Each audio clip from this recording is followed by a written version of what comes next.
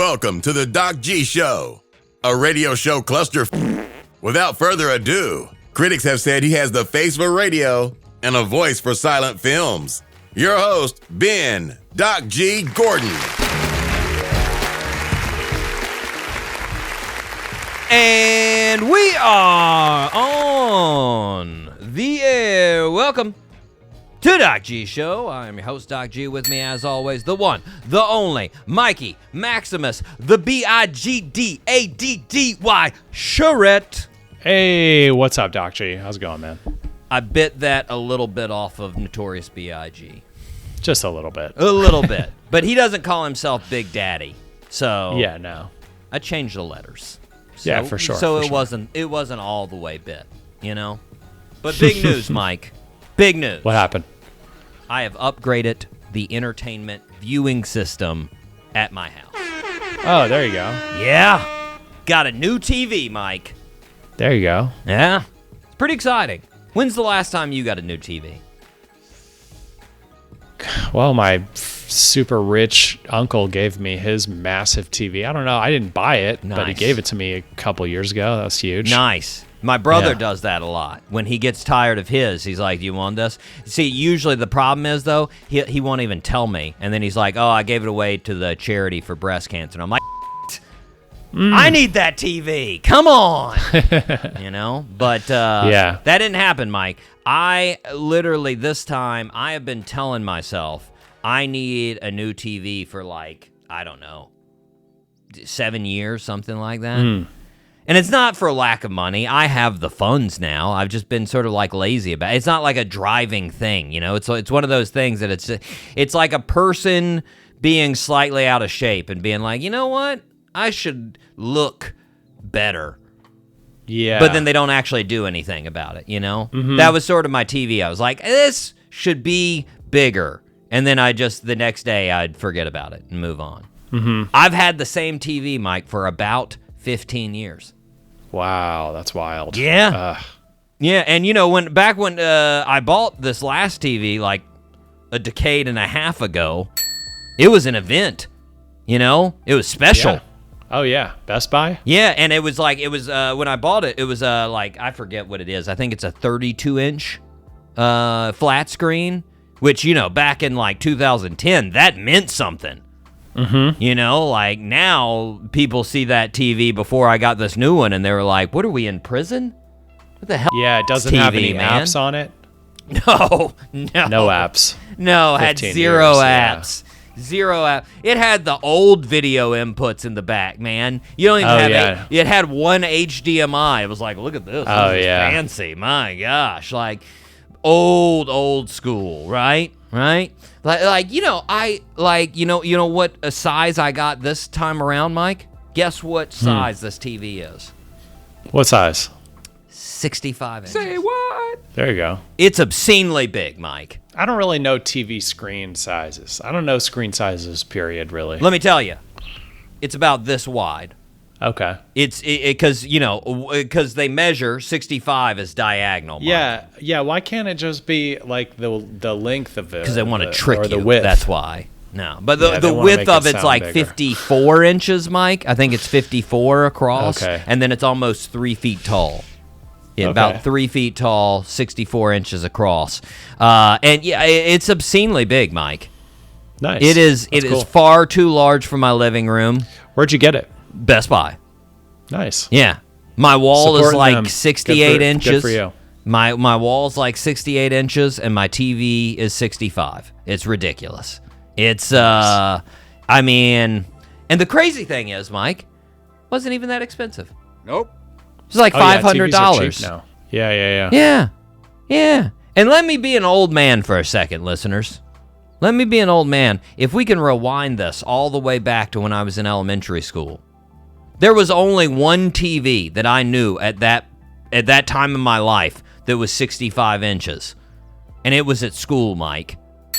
We had one TV for the seminar room, for the assembly room, that was a massive projection TV. And I think it cost about the same as a mobile home. It was massive, Mike. It was this massive TV, and we'd watch things like, Disney specials on and whatnot. Do you remember those projection TVs?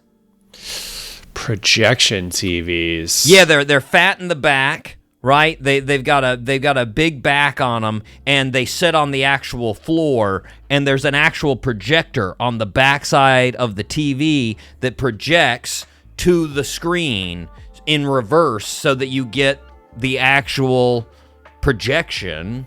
Yeah, no, I don't think I've ever seen one of those. Oh, you've seen them. You saw them when Probably. you were young. Yeah. I mean, that was the fancy thing. If you had a TV essentially over the size of like 36 inches, it had to be a projection TV. Well, you know me, Doc G. I grew up in the middle of Florida. We didn't have a whole lot of fancy things. I'm sure there was somebody around you, Mike, that had a trailer that had a projection TV I'm that telling was you, worth the same as their trailer.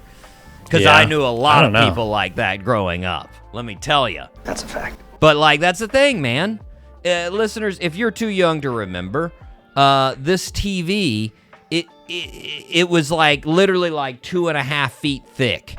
And they weighed a solid 100 pounds. And they took 5 minutes to come on because they were a projector. So you would turn them on and you would hear it whoosh. And then the picture would just get brighter and brighter over the next minute or 2 minutes. Now, I've got a 65-inch TV, Mike, and it weighs 12 pounds. And it comes on instantly. And it essentially costs 1/5 of what I would have paid for one of those old school TVs. It's crazy. Yeah, with inflation, yeah. It's crazy, man. They're amazing now. Yeah. Did you think about getting one of those curved monitors? I thought a little bit about it. I didn't. Nope. But I didn't get one ultimately, but I thought about it. And Yeah. I'll say I had just a slight disaster buying this, Mike. Why? Little disaster. I bought it at Best Buy, like I told you, and I overestimated the size of my car. Yeah. I went to go pick it up, and I take it out to my car, and I get 50 yards away from my car, and I was just yeah, there's no way this is fitting in this car. And I got up to the car, opened the door, and was yeah, I can't even get one corner of this box into my car. And so then I had this moment of I was oh God, I got to take this thing back into the store and tell them I'm a moron. And then I was maybe I can take it out of the box and then fit it in there. There's got to be extra. And then I was then if it doesn't fit, then I'm going to look extra stupid when I'm hey, I took all the stuff out of the box and it didn't fit. Is there? So I had to drag it all the way back in and be hey, so turns out this doesn't fit. And so they were they tried to make me feel better. Oh, no worries. No worries. This happens all the time. I was I doubt it. I feel like I'm a pretty big moron. It's okay. And in hindsight, Mike, I should have just had it delivered from the start. That would have been so much easier. But, I guess in my head, I was I'm making it easier on the UPS dude. I don't know what I was thinking. But regardless, I got them to deliver it. I was hey, Best Buy, can you deliver Yeah, it? Geek Squad? Yeah. How much you think it was, Mike? I'm going to guess $150. Well, you're lowering the expectations. 100. 100. And I was honestly, I know the TV was cheap, but when they told me 100, I was I feel like I could walk this thing home for $100. I feel like you could probably get a Uber, a truck, or rent a U-Haul truck for cheaper. Definitely, it's 3 miles away. I'm 3 miles away from Best Buy. Yeah, it was $100. But as per usual, Mike, I said, go ahead and screw me. Take my money. Here, fine. And they did. And I got my TV. And now I'm living large, Mike. That's right. And I got to say, if the 10-year-old could see me now. Yeah. Oh, my gosh. If the 10-year-old could see you now, they'd be really? No video games? The 10-year-old could see me now, they'd be depressed about many aspects of my life, Mike. But So true. they would be blown away by this TV. They would be impressed by that one fact. And you know what's got to be viewed on this TV pretty soon, Mike? Get What's on that? up. It's going to happen. I haven't done it yet, Mike. It's on my list. Get on up. What is Get On Up? I feel like this is a callback. Come on, Mike. We talked about it last week. It's the James Brown movie. Oh, yeah. That's right. Jeez, he's smoking crack already? Yeah, Good Lord. Mike, come on. Remember all the pointless bullshit talk about on the show. Gosh. Doc G, if I was smoking crack, it would just be a blank screen right now. I wouldn't even be here. That's true. Definitely true. Mike, are you ready to fire up this 65-inch show? Let's fire up the show, Doc G. All 3 engines up and burning. 2, 1, 0, and lift off. I threw my pen in a fit of rage. It's not like I need my pen, Mike. Yeah. But I'm going to grab it just in case. Okay, there we go. Mike, we have a fantastic show. I'm very excited. We have the Moon City Masters on the show. I had a fantastic conversation with these fellas. Jordan, Talor. My goodness, these fellas are making some great music out there. They've been doing it pretty much their whole life. Just really nice. Talked about some awesome jams. They've got some awesome jams. But first, we need to start where we start. Birthday suit. Happy birthday, Mr. President. Okay, 85%, Mike? All right. That's what I'm thinking. I'm just gonna give you like the cut to big clue. He was the lead character in the Transformer movie, the first Transformers. Megatron. Is it Shia LaBeouf? Shia LaBeouf, yes. Yeah. Yes, correct. There we go. My goodness. That was good. I like Megatron. Happy birthday, Megatron. I don't know how old Megatron would be. I'm guessing like really old since he's an alien. Yeah. Yeah. He's like thousands of years old. Plus he's got that really deep voice, you know? You gotta imagine. But Shia is he's getting close. 1986, 39. He's turning the big 39 this year. There we go. Really weird, Mike. I did not know his like background as far as he grew up performing stand-up like at the age of like 8. Like he said he did he actually did stand-up at the Improv in LA when he was 10 years old. And like he apparently had like a super, super dirty set. So it was like a 55-year-old man's set as a 10-year-old. And like people found it hilarious that he was saying all of these nasty things, you know. But his big break was on Even Stevens. I was too old for that. I didn't watch any of that. Yeah, same. I knew he was a Disney star. But then after that, of course, one of the first major movies, Holes. I do remember when Holes came out. Then Constantine. And then, of course, then he hit superstardom with Transformers. Yeah. Lot of pictures out there of him and Megan Fox from that first one. And whoo! Yowzas. She was a stunner, Mike. Yeah, she was. Mike. And not that she's not a stunner now. No. I'm just saying. She has had a lot of plastic surgery now. Yeah, she's and different. I was a fan of the original, you know. But to each their own. This isn't about Megan Fox. This is about Shyla. Then he did the old Indiana Jones. That wasn't nearly as popular. He was in Brad Pitt's movie Fury. And now he's got like a sexual assault case going on. Oh. Yeah, not good. It's supposed to start in like I think September. There's been an ongoing saga. But anyways, you know, until he's proven guilty, we'll wish him a happy birthday, you know? Happy then birthday, if he bro. is proven guilty, we are going to scratch his name from the record just like we did with Diddy. We're deleting. We never wish Yeah. Diddy a happy birthday on this show. No that way. never happened. Ever. Okay, it did. I forget when his birthday is, but we definitely did. Anyways, Mike, happy birthday to Shia LaBeouf there. You ready to rip some headlines? Let's rip some headlines, Doc G. It's now time for Rip from the Headlines. Mike, we're going to start Good News Network. Good news. Good News Network. Now, it's a little debatable the magnitude of the good part of this story we have on the first one, but here's the headline. First time an invasive python is killed by a Florida bobcat. A sign of nature fighting back against the snakes. Yes. That's right, Mike. Come on, nature. Solve the problem us humans made. Do it. Work for us. So here's what happened, Mike. Apparently, the Conservancy of Southwest Florida has been following pythons. They track the snakes with radio trackers. And one of the snakes was fairly close to the city of Naples.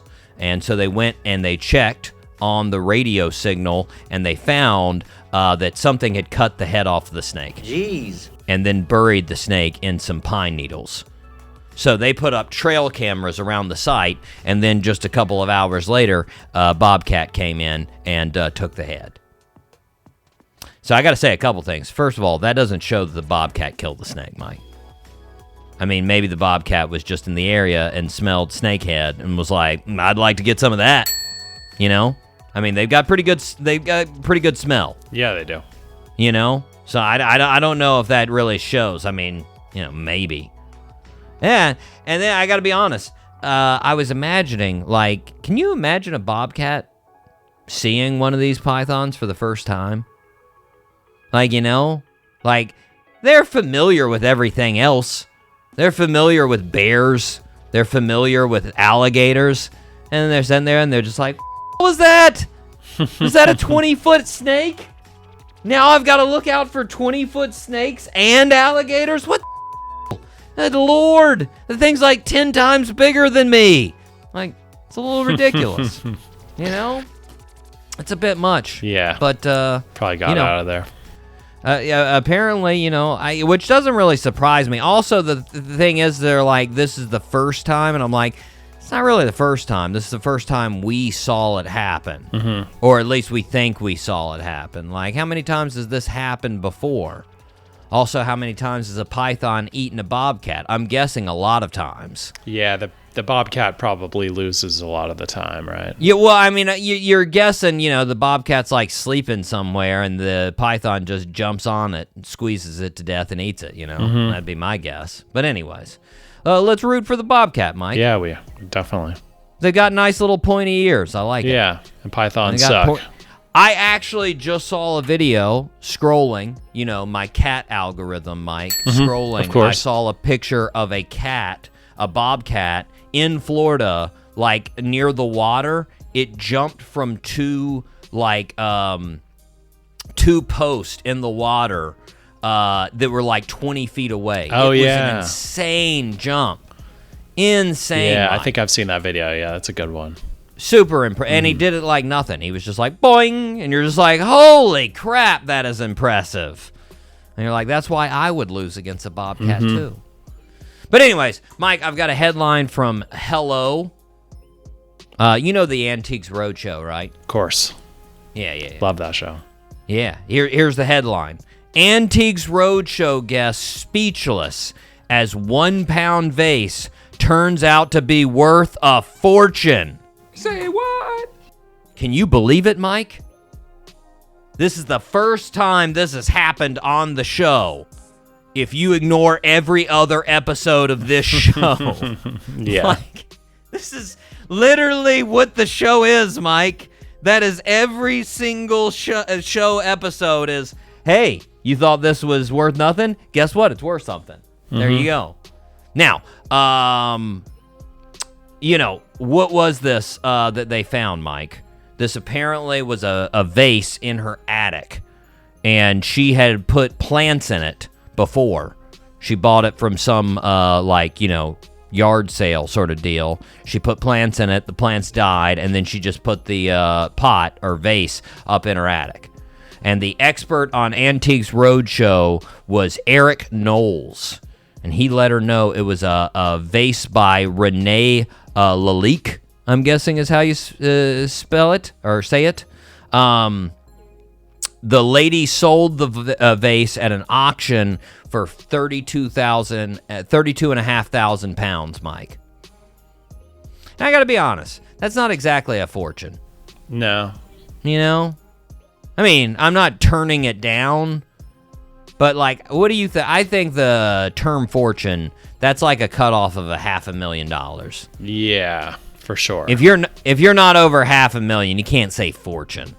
You can say a lot of money, but fortune, that's got to be $500,000 or more. Yeah, for sure. That's me. But I saw that headline, Mike, and I was like, what?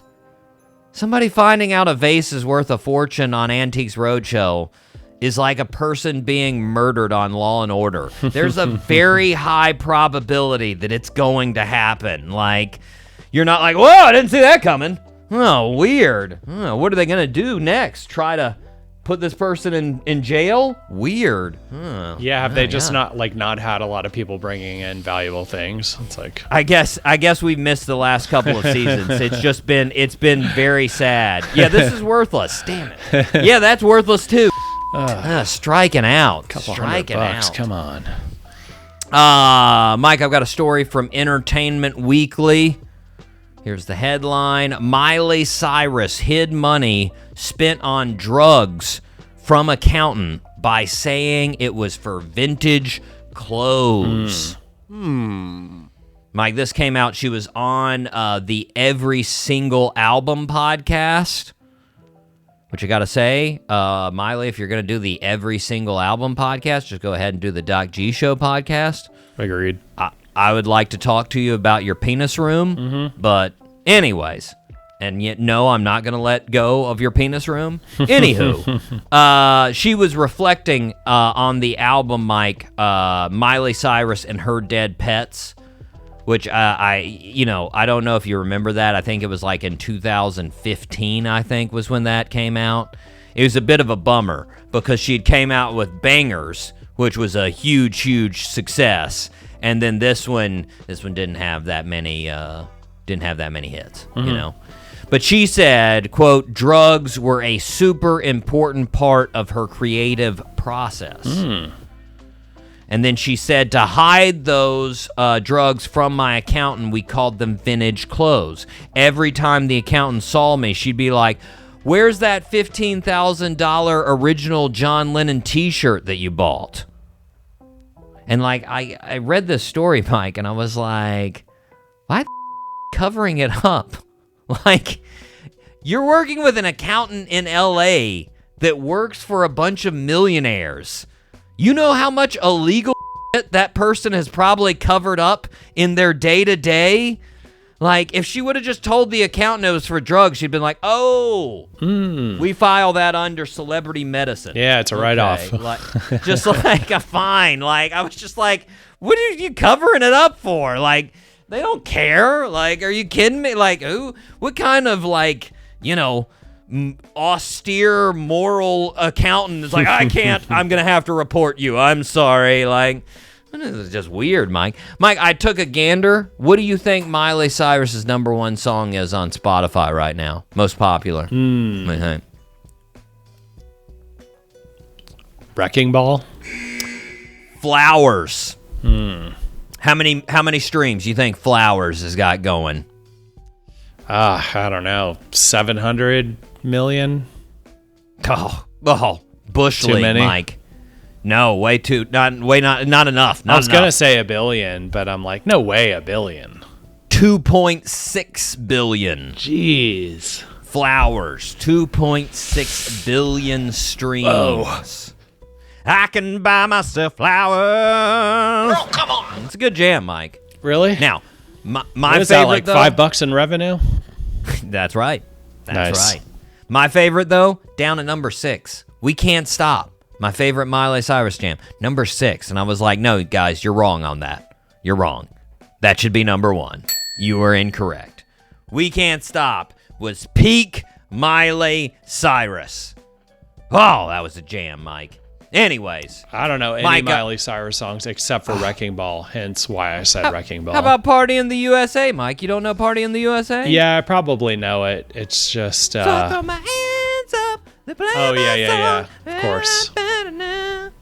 That's Of jam, course. Mike. That was number 2 on the list. All right. Anywho, Mike, I've got a headline from the New York Post. Here's the headline. Roseanne Barr claims God told me to send 2018 racist tweet that derailed her career. Word. Isn't that the same excuse serial killers always use? Like, God told me to do it. And has that ever worked once? I don't think they've ever let a serial killer go in a jury. You know what? God told him to, so I'm going to let him go. I've never had this happen. I don't know about you, but God's never told me to do anything, No. And I feel like if God did tell me that, I might have to text him back and be like, I think there's a typo somewhere in here. Because normally I've heard you're not into racism. So we got a bad connection. Like, I just what are you doing, Roseanne? I don't know, man. She's got some head trauma, right? Wasn't she like hit by a car or something when she was a kid? I don't know what she's got going on, but it's not normal. It's not normal. Anywho, Mike, I've got a Rolling Stone headline. Here we go. Lil Wayne wows the BET Awards with a Millie performance. That's right. He remembered all the lyrics. Woohoo! Boom. And that's pretty much the bar the article set. They were like, hey, he nailed this. And you're like, yeah, it's his own song. Shouldn't he nail it? Like, what's he gonna do? Get up there and be like, oh, you know what? I forgot the lyrics, guys. I forgot. That's, line anybody? Like, yeah, of course he's gonna remember it. Like, they pretty much set the same bar for Lil Wayne as somebody sets the bar for their grandpa in a retirement home. Like, you know what? He remembered all our names while we were there. That was good. That was nice. Grandpa, way to go. Like, a little ridiculous, Mike. Mike, are you a Wheezy fan? Not really. Okay. Yeah. Wheezy, he just dropped his latest album, Carter 6. Doesn't really seem like it's going to be a classic. The critics weren't over the moon about it. Listeners weren't over the moon about it. But, he released it. And I got to be honest, Mike, I did the same thing that I just did with Miley Cyrus. I took a look at Lil Wayne's Spotify page, and I was a little offended because there are 0 songs from the Carter 2 on his top 10 most popular songs. No Hustler music, no Shooter, no Fireman, and I was like, that's wrong. Yeah, sometimes the top songs are weird. It's a weird selection. Like, really, this is... Yeah, I got to be honest. I feel like it's surprising in a lot of older artists, Mike. I feel like there is a disconnect of what was popular when that artist came out and now what people have came back and found, Because, a lot of the older artists, I'm like, what? Why is that number 1? Yeah, it doesn't make any sense. Yeah, it doesn't. It's like the algorithm is like pushing weird music. I don't know. Or no, Mike, you know who I blame?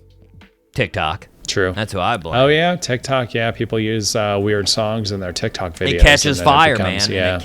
It catches fire. Mike, I've got a headline from People. Here's the headline from People. She slipped cyanide into her friend's iced coffee, killing her in minutes.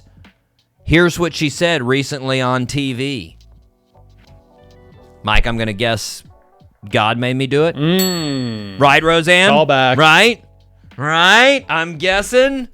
I didn't actually read this because it just depressed me, because why the you do that to a friend? But, I just felt like immediately when I saw that headline, Mike, I was like, no. Roseanne, that would work perfectly right there. There we go.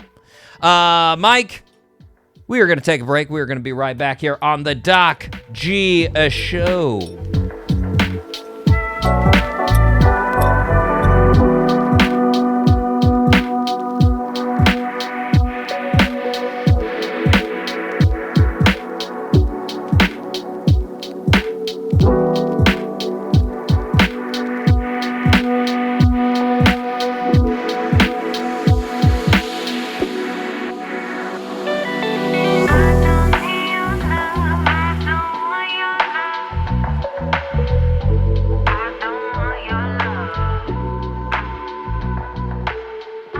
And we are back here on the Doc G Show. Spinnaker Radio, WSKRLP 95.5 FM in Jacksonville, Florida.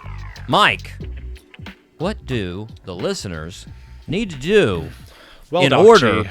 for us to sorry. not fail? I got excited. Doc G, if the listeners feel like the show is a positive way to waste their time, they should please subscribe to the show. Wherever they get their podcasts, we are everywhere. I can't think of a single place where we're not. We're everywhere. So please subscribe to the show. Also, listeners, if you're feeling extra generous, leave us a 5-star review. That would really help us a lot. Thank And you. if you work for Spotify, put us in that algorithm so we go to definitely. the top. Oh yeah, Spotify employees, please help us out. We're not high Just on put the us up search. there at the top, you know? Just at the top. It'd really help us out, you Yeah. know? I want 2.5 billion streams like Miley Cyrus. That's right.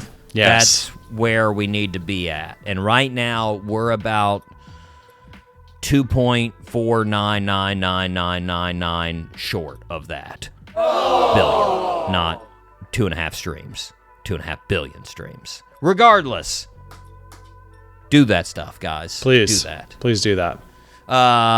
Mike, we need to thank the 5-star listeners. Here we go. Shout out to Richardson, Texas, Winfield, West Virginia, Biloxi, Mississippi, Tulsa, Oklahoma, Peoria, Illinois, Katy, Texas, Toms River, New Jersey, Olive Branch, Mississippi, Asheville, North Carolina, Los Angeles, California, Spartanburg, South Carolina, Athens, Georgia, Baton Rouge, Louisiana, Chicago, Illinois, Fort Lauderdale, Florida, Columbus, Ohio, Falkenstein, Germany, Jacksonville, Florida, Columbia, South Carolina, Genoa, Italy, Radford, Virginia, Gainesville, Florida, Frankfurt, Germany, Fort Worth, Texas, Boardman, Oregon, Genoa, Italy. I just said that again. Phoenix, Arizona, Anoka, Minnesota, Ashburn, Virginia, Piracai, Brazil, San Diego, California, Dublin, Ireland, Boynton, Virginia, and Barcelona, Spain. Don't know why I wanted to say Genoa, Italy multiple times, Mike. Hey. Just shout out to those internationals. It's a good name. You know? Mike, 4-star listeners, Council Bluffs, Iowa. Thank you. Thank you. Mike, Altoona, Pennsylvania. Altoona. Home of weird but no doubt delicious pizza. Thank you for listening. At some point in time, I will have some I haven't looked, Mike, if there's people that have, you know, started making Altoona pizza in other areas of the country. You know, if there's Altoona like Chicago style pizza places. Of course. Yeah. If there's an Altoona shop in Yeah. Where Seattle, else can you get Altoona pizza? you know? Yeah. I'll see if there's any spots. I'm gonna go digging. I'm gonna see if there's some spots too. Hey, I'm going to Pittsburgh in a couple weeks. Well, I mean, I feel like in Vegas there should be. That's a place There's where you get a gotta be, lot of right? different flavors, you Yeah. know. But anyways, Ocala, Florida, shout out to them. Fox River Grove, Illinois. Fox River Grove, Mike. That's about about an hour northwest of Chicago there. Georgetown, Canada. Las Vegas, Nevada, shout out. Mike, Ypsilanti, Michigan. Ypsilanti. I did not know about Ypsilanti. You know how Ypsilanti is spelled, Mike? Ypsilanti. Ypsilanti. No, how's it spelled? Ypsilanti. Ypsilanti. Apparently, it was named after a Greek Civil War hero. Apparently. Yeah. Cool. Fun fact, Mike. Get ready for this. Hold on to your seat. This is gonna blow your mind. Ypsilanti, Michigan, where Domino's started. Oh, cool. Domino's Pizza. Yeah. So now, where did Pizza Hut start? Kansas. What spot in Wichita. Kansas? Yes, Mike. Yeah. Yes. You may not remember getting on up, but you remember that. I remember some appreciate stuff. I remember some stuff, Doc G. Now, this is fairly interesting, Mike. For the first 5 years, it was Dominique's Pizza. Sorry, not Dominique's. Dominique's. Dominique's. Dominique's Pizza. Because apparently it was a pizza place owned by Dominic DeVarty. Okay. And Dominic DeVarty sold it to Tom Monahan. And Tom Monahan bought it from him and then turned it into a $1 billion industry. Yeah, Domino's. Yeah. And Tom seems to be a real big fan of Catholicism, Mike. Word. Real big fan. Made like a university that's a Catholic university in Florida here. He did a whole bunch of Catholic stuff. Big fan. Cool. Big fan, Tom. Anywho, shout out to Ypsilanti, also the home of Eastern Michigan University, Mike. Which is pretty wild because it's only like 15 minutes away from Ann Arbor. So you got University of Michigan like 15 minutes away, and then you've got Eastern Michigan, I feel like sort of getting overshadowed by old Big Blue there. Anywho, shout out to Ypsilanti. Thanks for listening, guys. Amarillo, Texas. The old panhandle of Amarillo. Texas. Yeah. Been there. Yeah, you're not too far away. Well, I mean, you're pretty far away, but like in the grand scheme of things, you're not super far away. I think it's one of the places you drive through to get to when you're taking the West Coast trip from Florida to Las Vegas. You definitely would go through. Yeah, because you'd have to go up at some point. I mean, you could go all the way across on 10 and then make your way back, but I feel like that would definitely be quicker. Anywho, shout out to Amarillo, Texas. Pittsburgh, Pennsylvania, shout out to them. Sao Paulo, Brazil, shout out to them. And lastly, Fremont, California. Mike, need to pull out the old miscellaneous file for a little bit. Mike, this is pretty random. Comes out of left field a little bit, but I gotta say, Matthew McConaughey's mom, she looks amazing for being 93 years old. Oh yeah. My Lord, have you seen her, Mike? Recently? No, like, I haven't. Not recently, no. She was just on the cover of like some Austin magazine, like Austin Lifestyle or something like that. Holy Lord, for 93, my goodness. Now I see where Mac Attack gets his unstoppable looks from. Good Lord. Yeah, it's crazy, Mike. And on top of that, she seems pretty out there. Pretty, That whole family is pretty. Yeah. Right? His biography is pretty wild. You want to know something wild about them, though, Mike? I don't know if you got this from his biography, but you want to know how she married Mac Attack's dad? No. How was it?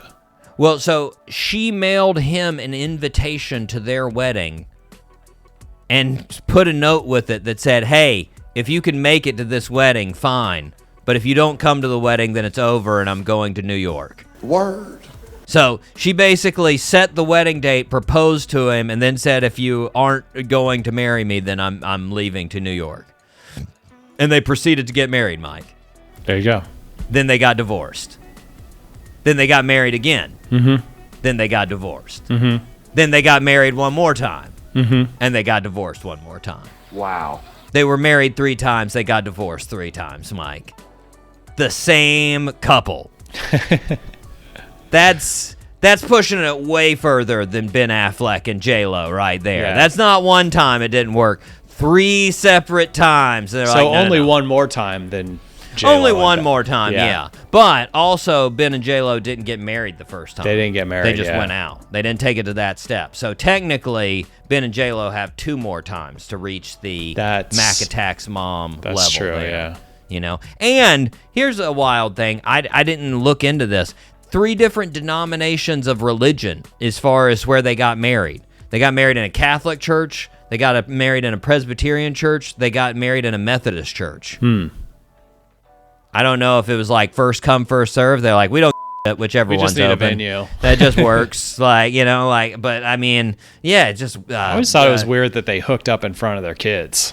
Yeah, there's a lot of weird things, Mike. Anyways. I mean, and then then there was the whole thing about her just like putting Mac Attack's business all out there in the streets. You know, she did tours of their house, Mike. And it's just like would show off their bedroom and everything. Bunch of things. Very weird, Mike. But regardless, she's out there. 93, killing it. Yes! I don't know when her birthday is, but I just wanted to give her a shout out because I was like, my God, I saw a picture of her on that cover, and I was like, what does she look like? She looks like 70. Yeah. 65, something like looks that. It's good. insane. Shout out to Kay McConaughey. Anyways, Mike, we are going to be right back. We're going to be right back with none other than Talor and Jordan, the Moon City Masters, right here on the Doc G Show.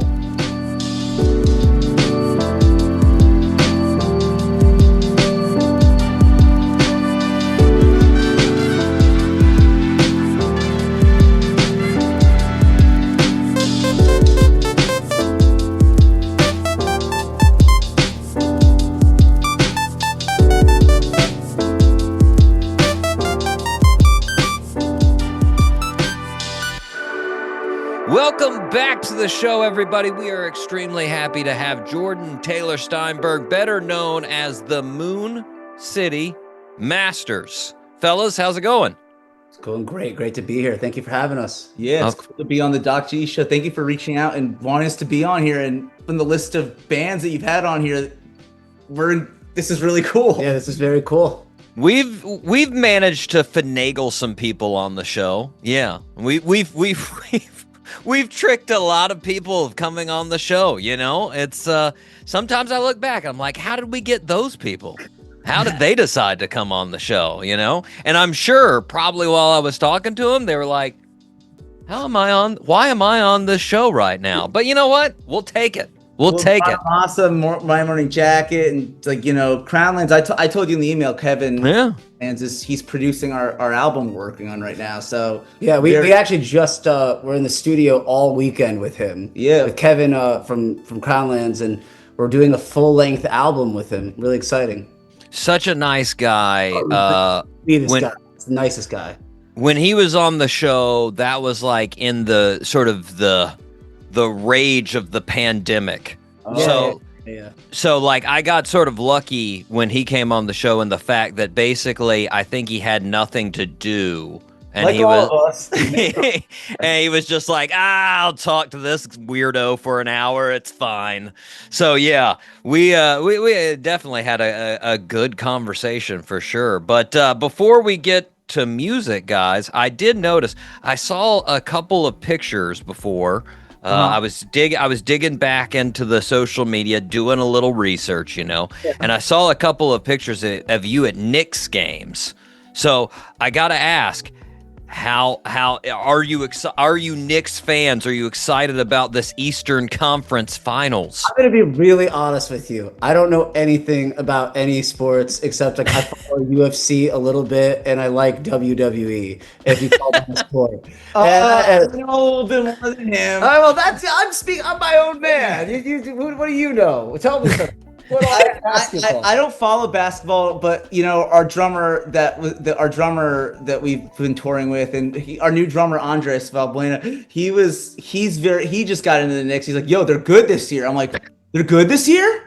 I'm like, and he's like, and we during our session, like us at the studio and our assistant engineer Billy and Andres, they wanted to get the moment we were done, they wanted to get the hell out of there to go watch the game, and they made it to the playoffs. So I know what's going on, but I don't follow it so closely. But I'm like, this year I'm gonna become a basketball fan. Like I'll watch a couple games a year. I'll hold my breath. I don't think you're gonna do it. No, but I don't think you're gonna do it. I don't think you're gonna do it. You're lying. You're lying on the radio. No, I'm not. He's gonna try it. He's gonna give it a shot. This is how I am with sports. I'm like, I'll watch a few games a year, and I'm like, I need to watch more, and then I just don't do it. We grew up like our dad and our older brother are huge baseball fans.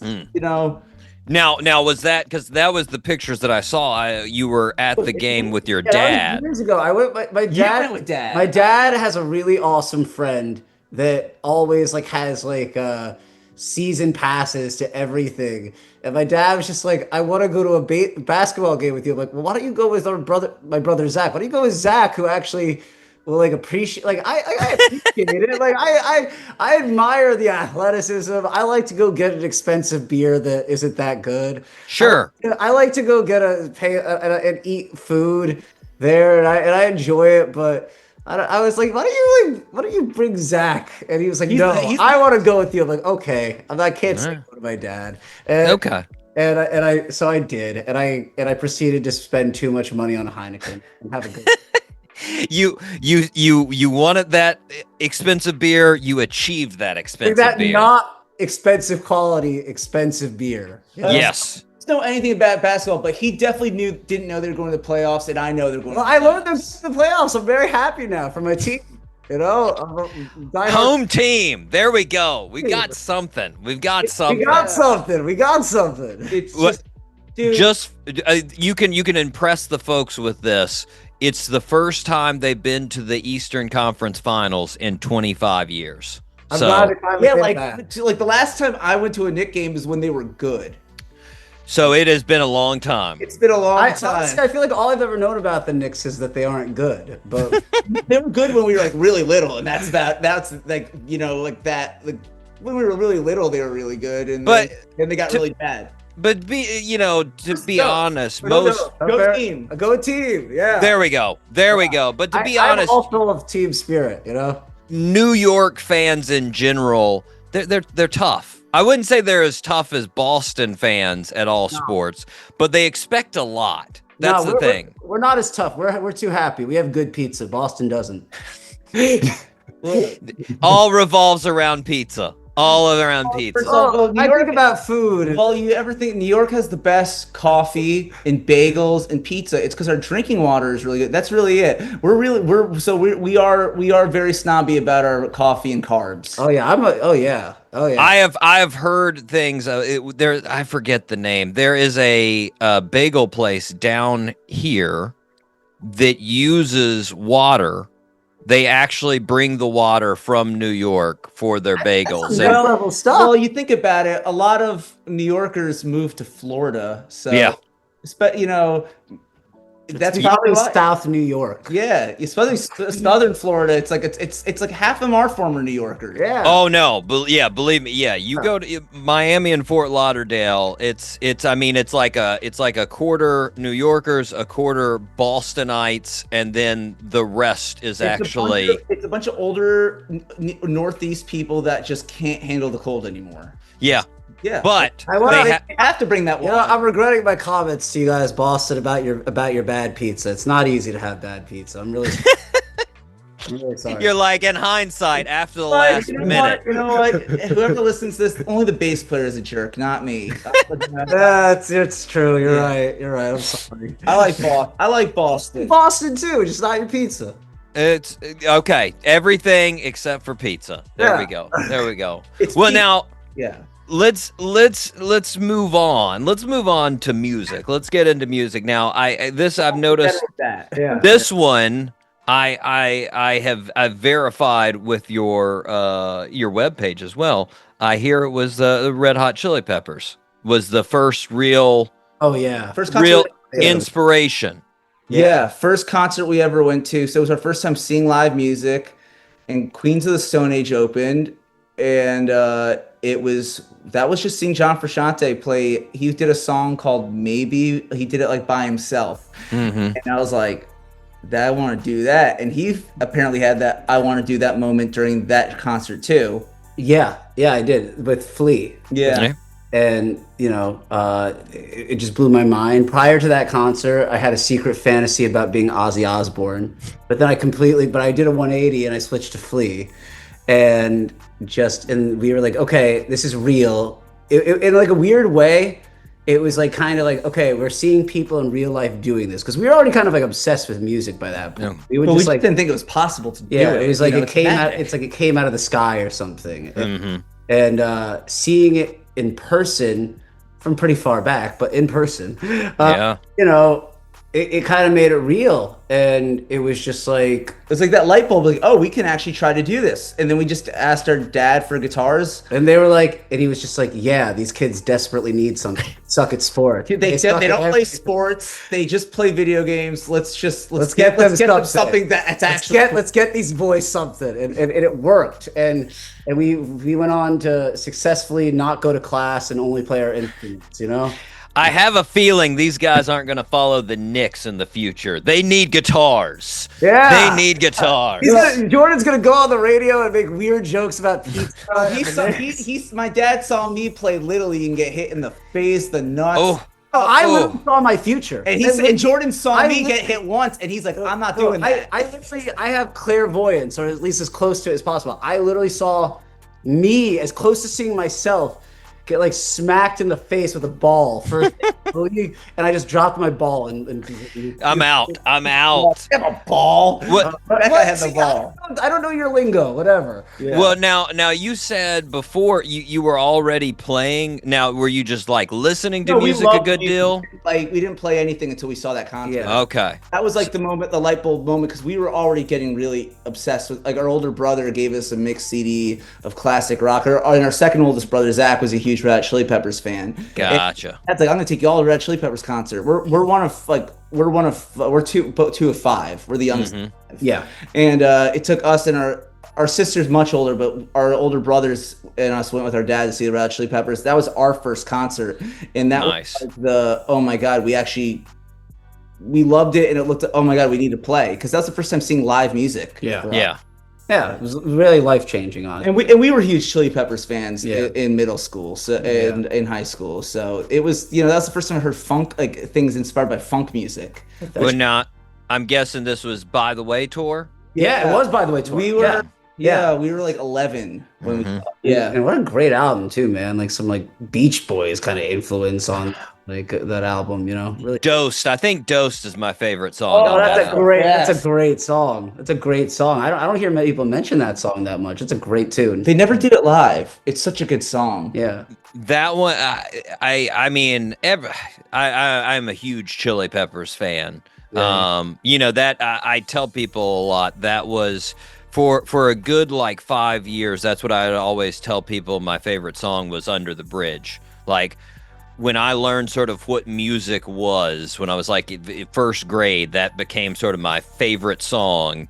And then I retired it somewhere around like 6th grade, just because there were so many songs out there. I was like, I feel like I can't say favorite song anymore. But like, Under the Bridge is amazing too. I don't, it's one of those tunes that, like, as a Chili Peppers fan, it's like you listen to it to death. You know what I mean? Mm-hmm. And it's and then after, and it's funny because I feel like everybody that loves that band probably listened to that song 1,000 times. Oh yeah. And then it's like, that's not the first tune I think about anymore, but it definitely at one point was like top 5. The hits are overplayed for a reason, because when you first hear them, it's like, oh my god, that's one of the greatest songs ever written. Yeah.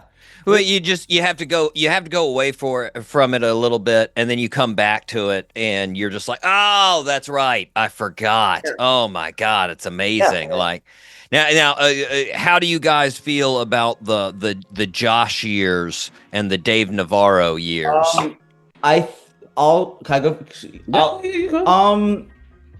They're like okay. I think Dave Navarro doesn't like funk music and didn't like that influence, so I don't think it's really good songs off both eras. The thing with Josh Klinghoffer is like he's good, but he doesn't. I feel like he's more like an indie rock texture player. I don't think he's really a lead guitar player. Yeah. He's more like a texture kind of guy, good multi-instruments. Like, he's solid. I don't think he was able to like write impactful parts like John Frusciante. That's like, look, but you could be a better guitar player than John Frusciante, and you're still not the right guitar player for that. I don't really know if there was like somebody that would have came in and like really been able to like have filled those, because a lot of them. John Frusciante compared to Navarro and Klinghoffer. John Frusciante is one of those dudes you hear him play and it's John Frusciante.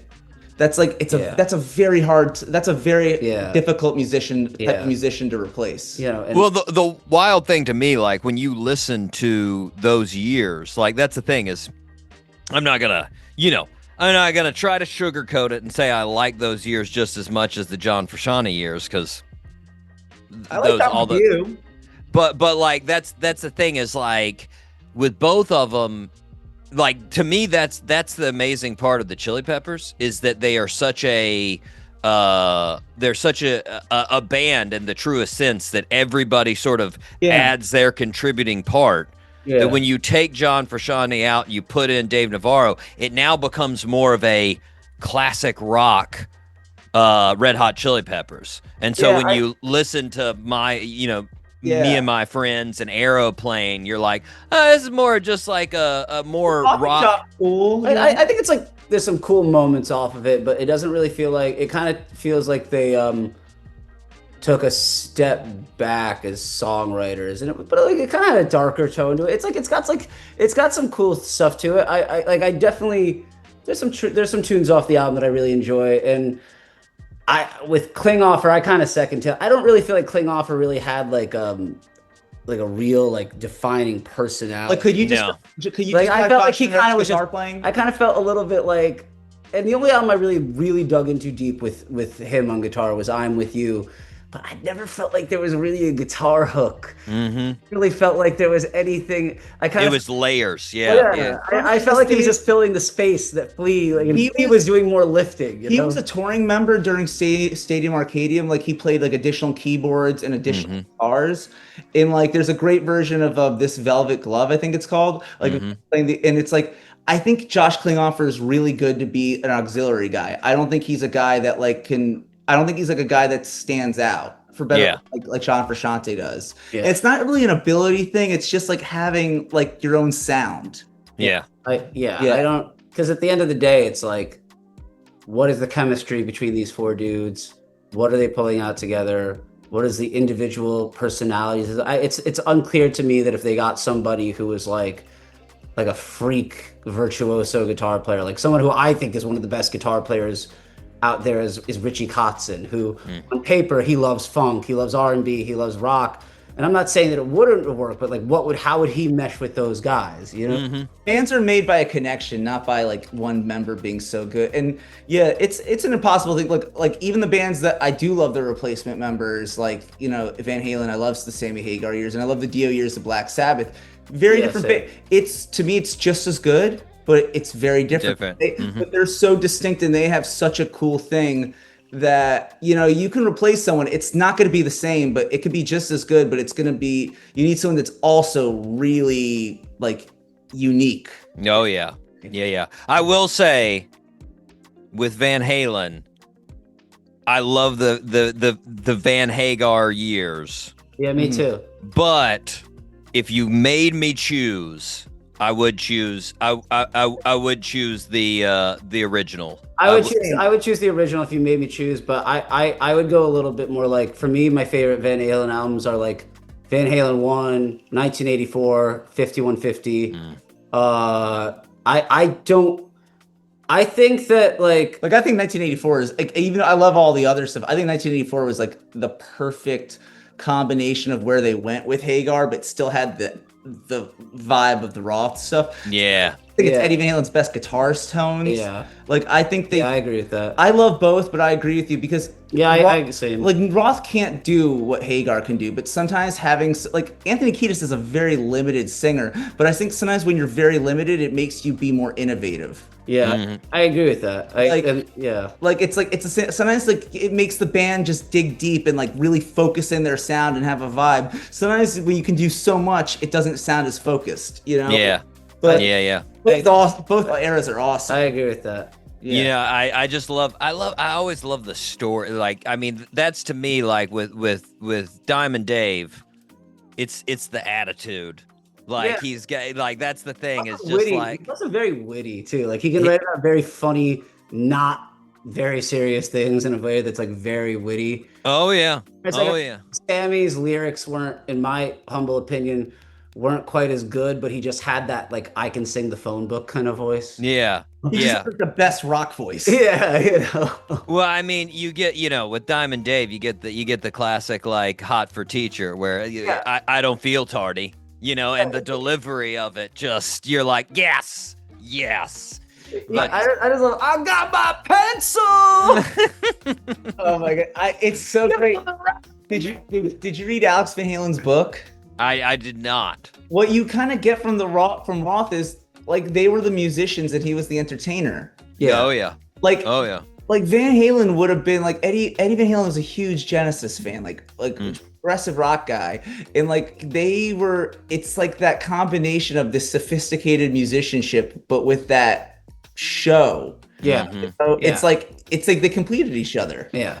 Well, he gave him. It's like I think about a lot of times when like during the Eagles documentary. That was one of the reasons they wanted Joe Walsh. He was obviously an amazing guitarist, but they gave them like rock cred. That's what Joe Walsh brought. He was the certified rocker, and like that's with David Lee Roth. It's the certified entertainer. Here he is, like you know. It's funny. I rather listen to Roth, but I'd rather see Hagar live. Yeah, same. I like them better as a live band in that era. Yeah. You know, Well, I mean, I all think it's like very nitpicky things. I love both eras of the band. They're about 12 out of 10. Yeah, and like and 5150, I would take, and once again, I think of it more by like the albums, like more than I think of like full on Roth or Hagar. I two of my favorite albums from them are from the Dave era, and from my top three, and then 5150. Split. Yeah, you know, 5150 is definitely one of my favorite Van Halen albums. You know, but if you're making me choose, gun to my head, I gotta choose Diamond Dave. That's it. Yeah. That's yeah, it. Oh. yeah, and again, no negative. Women in Love, dude, that song is the shit. I love that. There's I mean, it goes on and on. I forget how we got to.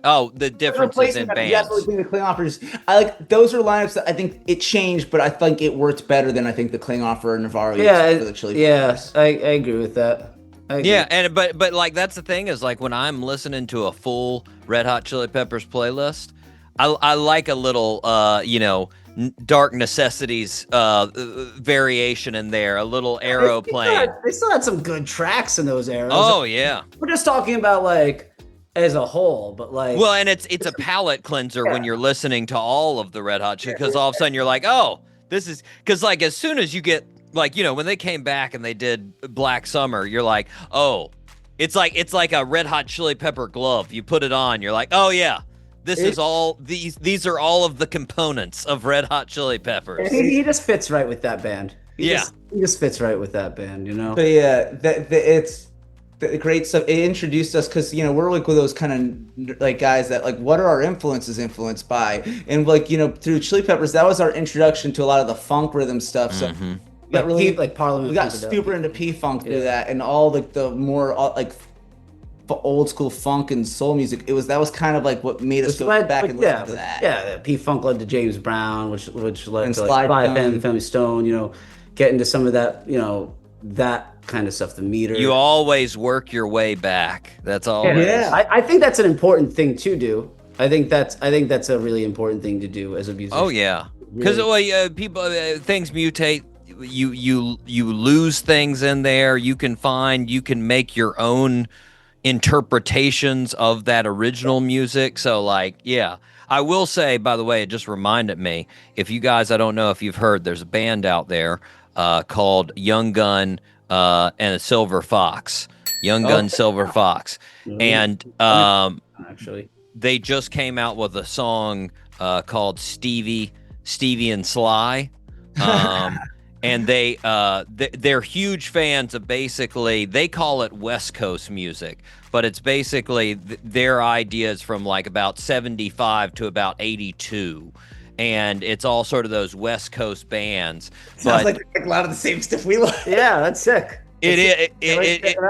There's a good amount of similarity. The dudes are interesting. They've been around. Their guitarist has been. I mean, he's been in the music business since like the late '80s, and they're both out of London. But yeah, it's that when you said Sly, that was because we were talking about where the name came from when they were on the show as far as Stevie and Sly. But yeah, like going back to the Chili Peppers there, and you guys, being inspired. I mean, was it an immediate turnaround? Like you go to the concert and then like. I feel like it was that week. Next day.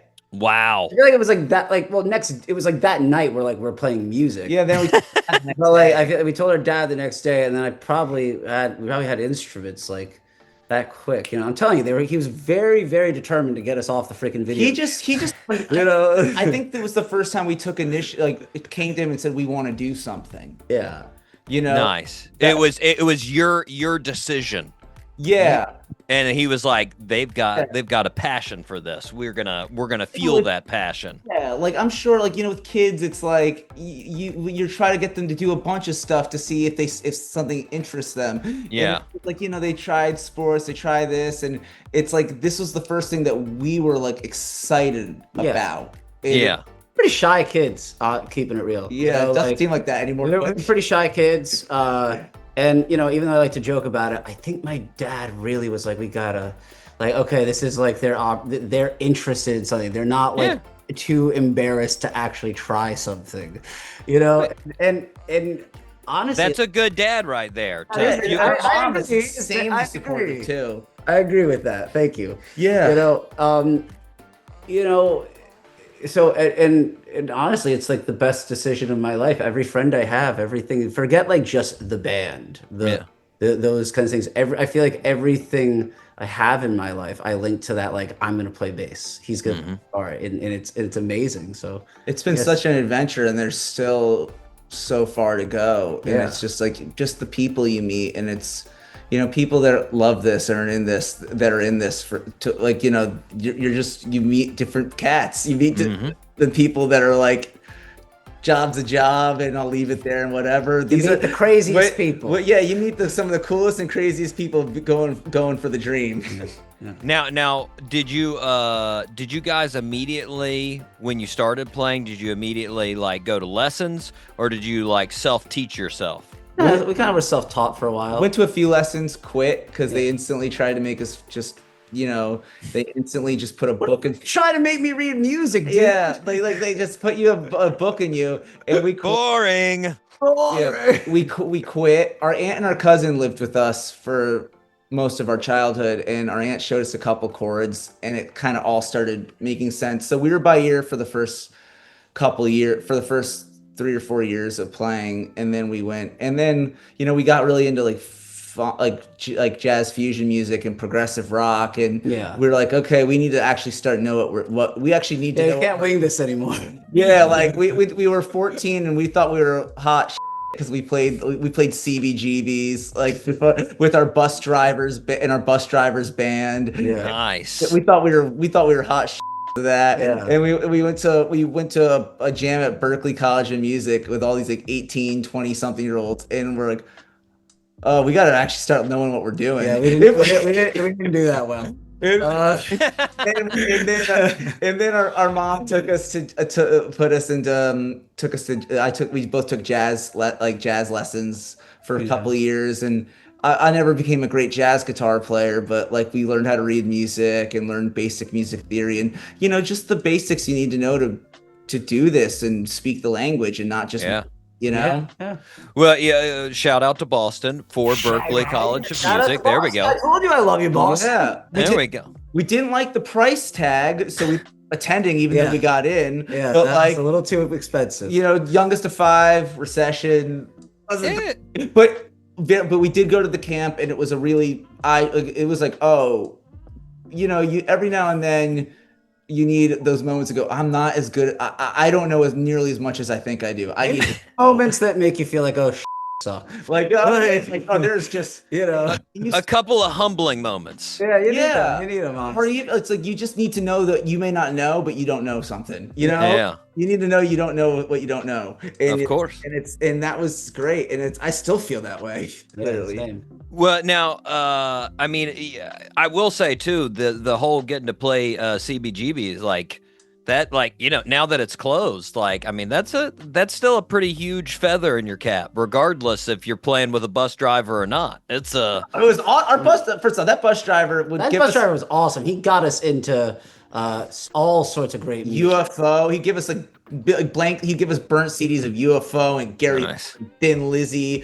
like Ozzy, like everything, like huge influence on us. Yeah, like we just have like a booklet of burnt CDs, and I'm like, okay, I've got every Iron Maiden album now. I got into Rainbow before I got into Deep Purple. We did, rather. But whenever I say I, just include him too. No, like, he was there. We were both there. Like Y&T, like all this cool, like all that late 70s, 80s rock music that is still huge influence on us. Yeah, and Like that was one of the coolest things. He saw a little crappy video of us playing. He's like, "Oh, you guys are good. You want to play?" He had a band with his wife. He's like, "We're playing CBGBs. You want to play?" I'm like, "Yeah." Nice. yeah. And, And our parents are cool enough to be like, yeah, that sounds cool. Have them over. You got band practice here. Now, was like, so you guys played together as a actual like full band? I was the lead guitar player and he was the bass player for their band. And they like taught me that like I don't get to take solos just because Taylor gets to take solos. Like, I have to be a bass Like player. you actually have to you have to be a They, supporting. like looking, I was like totally like an idiot about, but I was 14. We were 14. It was a great experience to like.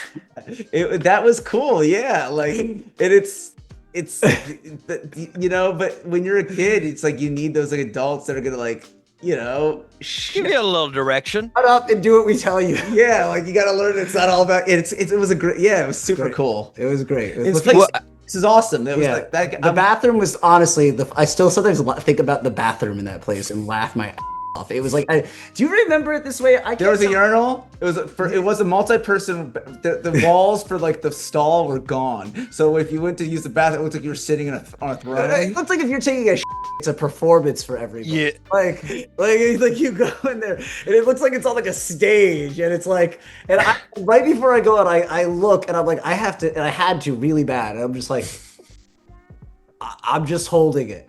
I'm just holding it. That's what this is happening. That's what's happening. I'm just holding it. But I think we've all been there. Let's be honest. But a few months later, they did shut it down. It did shut down. So we got to play there at like the tail end. Yeah. It's I honestly wonder though. I do wonder about those bathrooms like that where they have no dividers that you're just like, what? Dividers on rock. I'm just like, what are we in prison? What is this? What is happening here? Like, it's so bizarre when that happens. I don't get it. It's called paying your dues. Paying your dues. You got one of your other band members on the outside being like, hold on, it's being used. Somebody's using it. Hold on. That would have been, I should have thought about that thing. We could have done that. Oh, we were too awkward to think about. We're like, ooh. gotta have a lookout. I remember that actually we used to utilize that all the time in track in high school when we'd go to track meets because there'd be so many tracks where they wouldn't have any like stall doors or anything, and we'd be like, all right, be my lookout. I'm going. But now, how many bands were you guys in before you started the Moon City Masters? Bunch. Yeah. I don't. We also play professionally for other people in New York, and Right. And we give lessons. So, a lot, a lot too. But Most of them involving us and like another person. or like yeah. This was like the Moon City Masters is the band we started because we got sick of compromising with other people. Compromising. Yeah. And not just trying to follow our own vision. What would you say the most successful was before Moon City Masters? I don't think that any of them were even at all successful. I'm not even trying to like be deprecating it. We're even a little bit successful. Zero success. The Moon City Masters is the only original thing we've ever done that's had any success. I like it. Yeah, I'll say this: nothing we were doing before was getting hit up by a radio show to be on. I'll say, There we go. The experience is that they were like, I guess they were all successful in the sense that they led us to this, but. Well, now. Moon City, obviously, we've just been talking about it for a really long time as far as like different like inspirations and whatnot. Most of your songs have a real strong nostalgic feel. 70s, 80s. Yeah. Did you go into the band? I mean, talk about sort of creative control. Was that one of the things like, hey, ourselves. We just wanted to be ourselves, and that's what came out. And we listened to mostly music from that era, and stuff like that. I think that's just like kind of what's.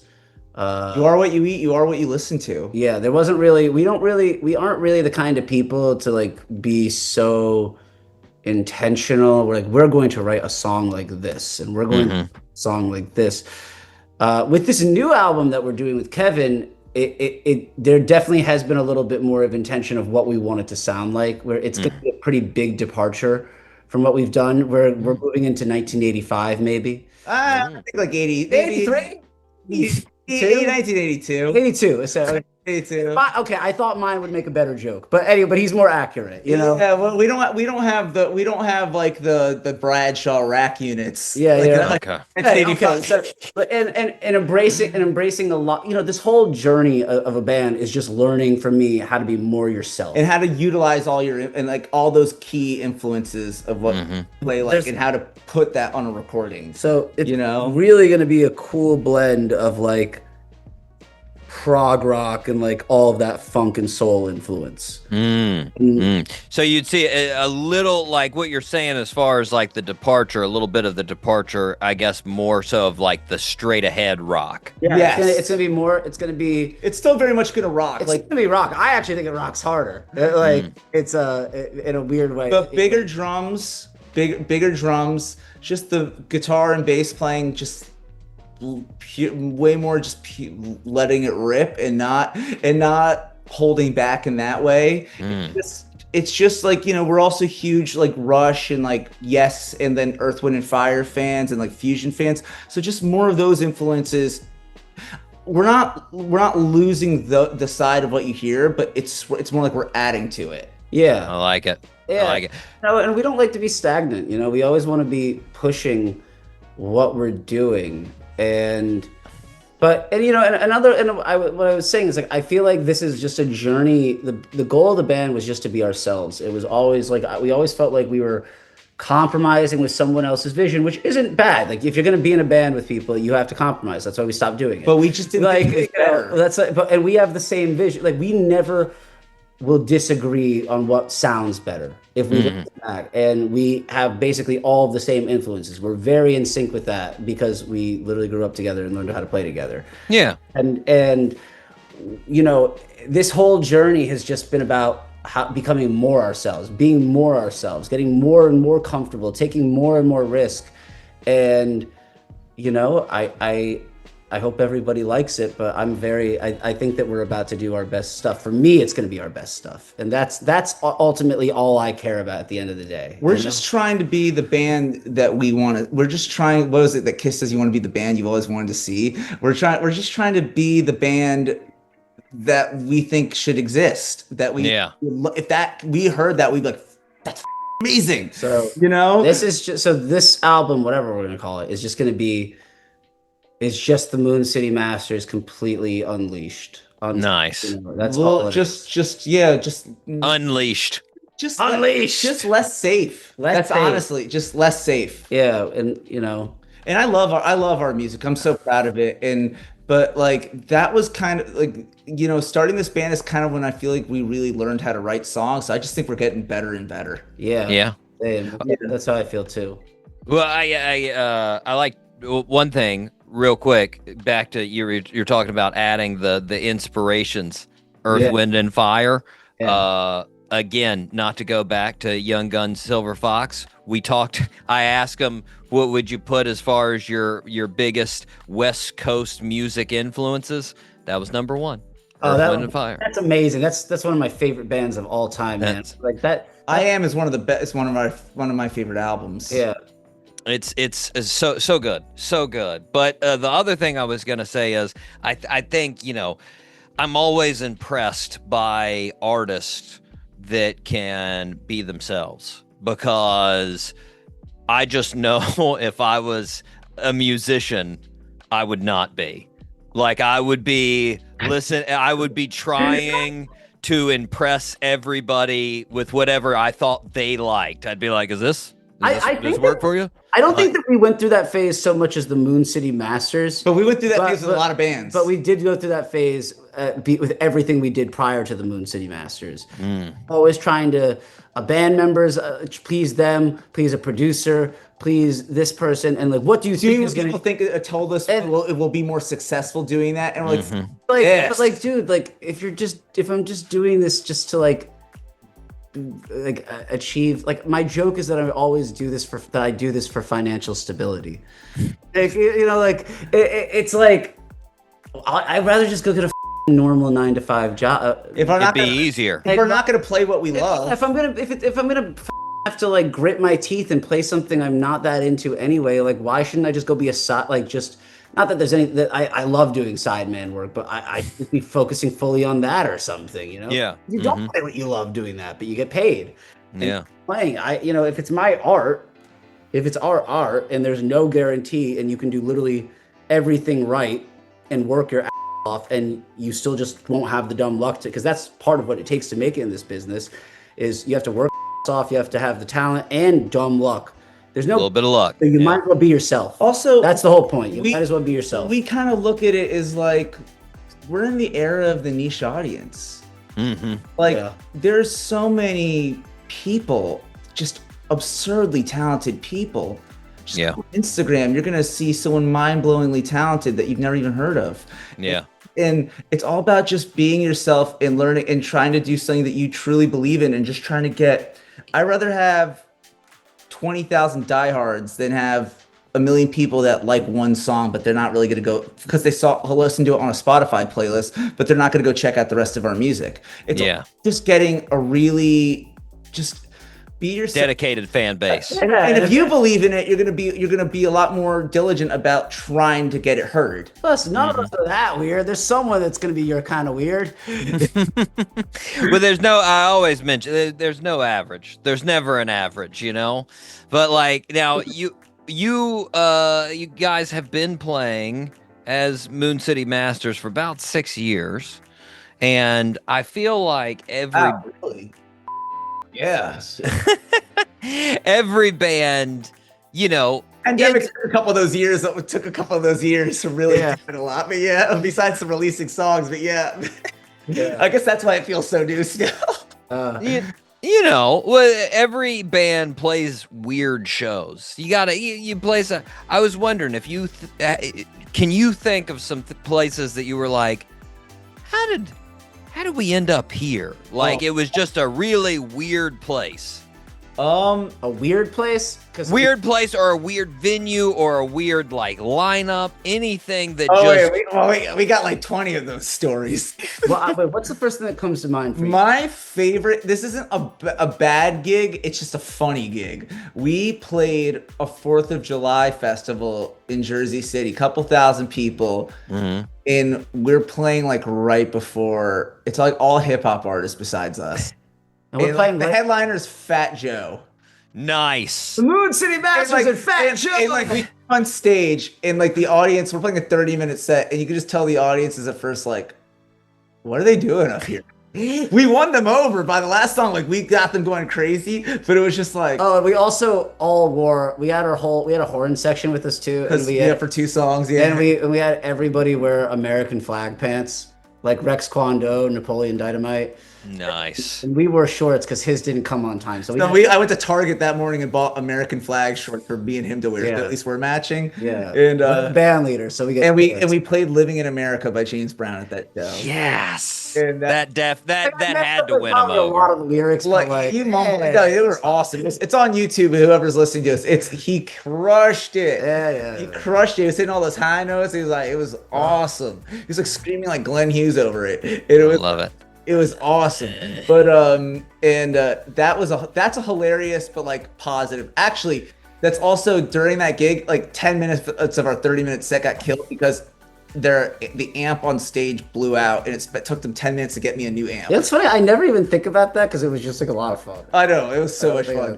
Okay, this is what isn't so much like a weird. Okay, we played the Rock Boat. Oh yeah. That was a great experience, but they had like a headbangers ball night, and they had they invited a bunch of bands. They sent everyone in a heavy metal playlist, and we ended up, though I would not call this a heavy metal song, we played Thunderstruck by AC/DC. And after that, the singer of Switchfoot, John Foreman, asked us if we could sing "Here I Go Again" by Whitesnake with him. I'm like, dude, only every week drunk at karaoke. So we did. And then after I had a wrestling match with a guy running around dressed as Macho Man Randy Savage handing out Slim Jims. It was pretty great. Like, honestly, that's like one of the greatest weird. Now, bad story. Bad. Are we going to like European like? No, I'm gonna tell him about the toilet brushes. Oh, that's a great story. This is the worst. This is as the Moon City Masters. This is the band we were in before the Moon City Masters. This is the worst gig we ever did. Okay. Nice. It's so bad that I love telling people this story. Oh, yeah. All right. Great. We were in this. Your gig goes to. We were in this really obnoxiously progressive rock band. Nice. 10, 15, yeah, I know it wasn't. like 15, like 10, 15-minute songs, just pure musical narcissism. Make one mistake and the whole thing falls apart. Like playing everything's in like 7/8 time. It's like you can't clap. I can't clap to this, and it's like it's ridiculous. And it's like our drummer had an obnoxiously huge drum set, and it was also really ugly. Like it was all this hodgepodge of these ugly, bad, cheap drums, but it was a giant. It was like a garbage can version of a Neil Peart kit. Yeah. Nice. Yeah. And it was like we have Rush at home. But in New York, so we had a gig at a club in New York City called Pete's Candy Store, which usually has more like acousticy, folky acts, not progressive rock. Yeah.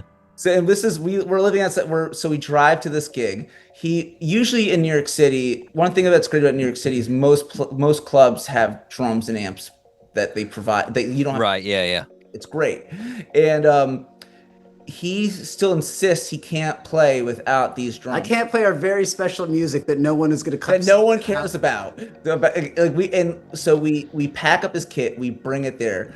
His whole drum set barely fits, but takes up the whole at this place.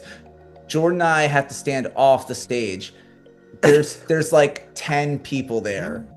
Maybe I'm probably exaggerating. There's probably like 5 people there, and we knew every one of them. Yeah, except a few. Yeah, a few, like barely anyone there. They decide they want to go grab a beer on a Tuesday. So it's like a Tuesday night, like it's a graveyard shift of a gig, and we're about to play, and we bring this kit. We go through. It's spent forever sound check, like getting it set up.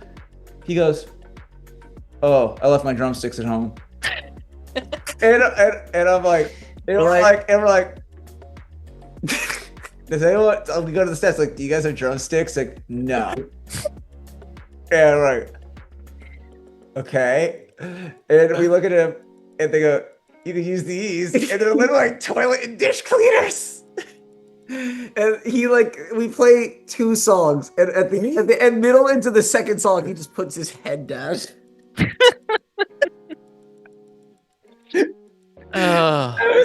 So that's it. So you go to this club and you see that there's no one there. You see these 2 identical twins with long hair, and their drummer with a giant hit with toilet scrubbers, and he's like defeated on stage. Now, fatality.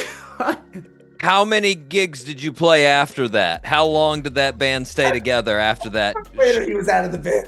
And that band broke up, and then that was the band before the Moon City Masters. And then that's when we decided that we just wanted to be like, you know what? It's our band, and we'll use hired guns, and we'll just. Here's the thing. I'm not gonna ever say his name because he deserves to. He's probably grown up a lot since. Sure. But. The greatest thing ever was he was just like, I'm not gonna beat myself. You know what, guys?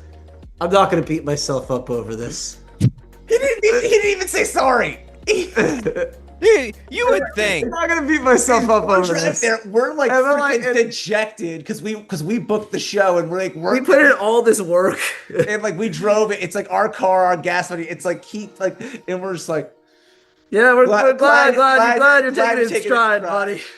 You would think he would remember sticks. That's pretty critical. He remembered his crappy garbage can whole, did he have 2 bass drums? He had multiple floor toms or some shit. Oh yeah. He needed the whole lineup. It's DIY Rush. It was the epitome of a musician, people that drive like 40 miles with $3,000 worth of gear to get paid $80. Nice. Definitely. It was probably less than that, but that drum kit. I don't know. That's like my favorite. That's like my favorite embarrassing story. I'm not embarrassed, but it's so funny. Like, I just want to let you know, I'm not beating myself up. Like it, like I'm like, if there was like 5 more people there, a picture, and it would have became a meme. I think they could have been. Like, I think I mean, I guess you guys sort of like forced him, but like it is respectable that he at least tried for a couple of songs. I don't know. We did not force him. In fact, we should have forced him more. He like was like, he's like, I'm gonna try this. We're like, okay. No, we were stunned. I didn't have it in me to force. I was just like, we just couldn't believe that. Okay, like, I guess let's hit the stage. we were just in shock. Yeah. I mean, I feel like what is there like a place around? Like maybe you could like, I don't know. Tuesday night, there wasn't a guitar. Like now I know that area because we live in that area now. That I definitely have a friend that we could have called. Yeah, but like, yeah, no problem. We figured it out now, but like, no. But Hindsight's 2020. It's I can't believe it was so freaking funny. Look, maybe it would have worked if it was like a jazz gig, you know, brushes. just switch them around. There, like, you know, maybe it was just the wrong. It wouldn't have been such a bad mistake, you know. Yeah, you could maybe brushed over it a little bit. Pun intended. Other ones there's so many. There's so many. That's like the cringiest one. Well, I would say real quick, going back, Rock Boat. We've had so many people on the show go to the Rock Boat. Such a, I mean, I think when you were on it, Driving and Crying, we've had on the show before. Hotel Fiction, really nice. They were really cool. I don't remember Driving and Crying too well, but I remember Hotel Fiction. They were really good and they were really nice people. Jade and Jess, super nice ladies. Been on the show a couple of times, and we just actually had Switchfoot on the show. Stormy's an angel. Dude, he is an angel. At the freaking meet and greet. At the meet and greet, this dude is just walking around. They have cookies and stuff out for everybody, and he's like walking around to every booth. He's like, "Hey, does anyone just want some cookies?" They're like, "Are you real? How are you real?"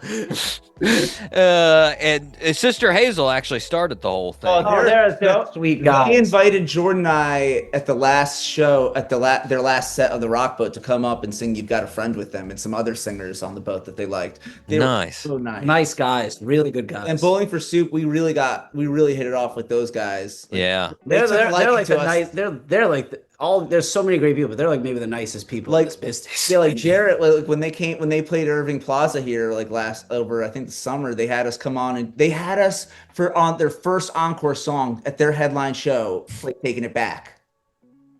Like he was like, he pitched that idea, and I'm like, do you think your fans are gonna like this? It's like, yes. Like, okay, if you say so. Like, it's amazing. Like these headliners that like they don't have to give. They gave us the time. They're so generous with their time and their stage. Yeah, and it's incredible. Yeah.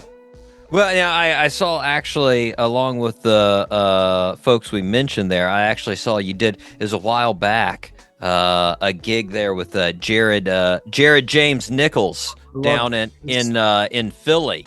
Guitar Hulk Hogan. We've played that venue with him a few times, opening up for. We've opened for Jared a few times. I think 3 or 4 times we've opened up for Jared James Nichols. And really a big fan of him. Really great guy. His manager's a great guy too. Yeah, and obviously, you know, hot take, but he's like really good at guitar.